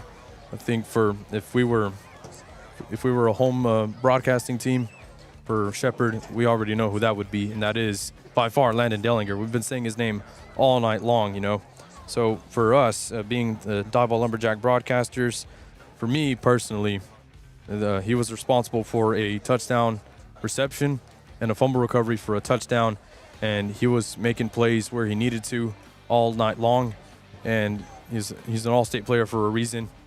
His name is Tyrese McMillan. Tyrese McMillan, once again, is my player of the game for the second game in a row. Just the effort that he puts in and just putting him where he needs to be, and he just goes after it, and with his athleticism, and not only that, but the bloodlines as well. De'Aris McMillan is his older brother, and he was an awesome player. He is the school record holder for rushing yards in a season. And then Jalen McMillan was also a stalwart as well for a few seasons here for the Lumberjacks. So just seeing the bloodlines trickle in for Tyrese is still awesome to see, and for him to be part of that and add to his legacy. And tonight he did more of that, with being responsible for 2 scores and being all over the field tonight. So for me personally, player of the game is Tyrese McMillan. Well, there's no doubt he was the best player on the field for the Lumberjacks tonight. He's definitely my player of the game as well. Not only did he score 2 touchdowns, one offensively, one defensively, he also came up with the big forced fumble on the first drive of the game for Shepherd that got Diboll the ball back and eventually a 14-0 lead early in the ball game. So he made a lot of tackles. He forced fumbles. He returned a fumble for a touchdown. He caught a pass for a touchdown.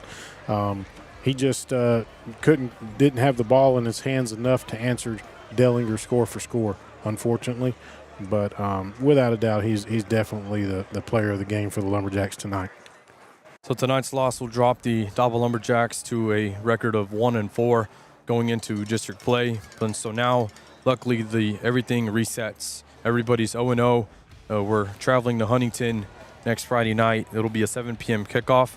For those of you who can't make it out, we'll be live with the live stream on YouTube, and you can always tune in to that as well. And it's right there in Huntington. Huntington's only 20 minutes east of us. If you're able to make it out to Huntington, I'd love to challenge you, the listeners, to go out and make noise, get rowdy, support these Lumberjacks, because now this is where everything counts. And I know it's Huntington, but hey, just be there, be loud for them. The trip isn't that far, so be there. Support the guys, and as always, if you can't make it, we'll have the broadcast provided for you guys as well. So it'll be interesting to get district started. We got the big dog that we're looking at is Palestine Westwood, but along with them, the district has improved as a whole. Crockett's improved, Teague is improved, as well as Fairfield, who was undefeated the last time I saw. And tonight we were the only district team in action, so we're going right back into it. So again, the 1-4, you can do away with that. Everyone's 0-0 starting now, and it's going to be interesting how this district race plays out. So once again, your final score this evening from Shepherd, the Diboll Lumberjacks fall by a score of 38-28. For Jared Christmas, who wasn't able to make it this evening, we thank you for all that you did for us to provide the stream for us and the equipment. And for Drellin Fussell, this is Alec Reyes saying so long, everyone. Good night, God bless, and we'll see you next week in Huntington.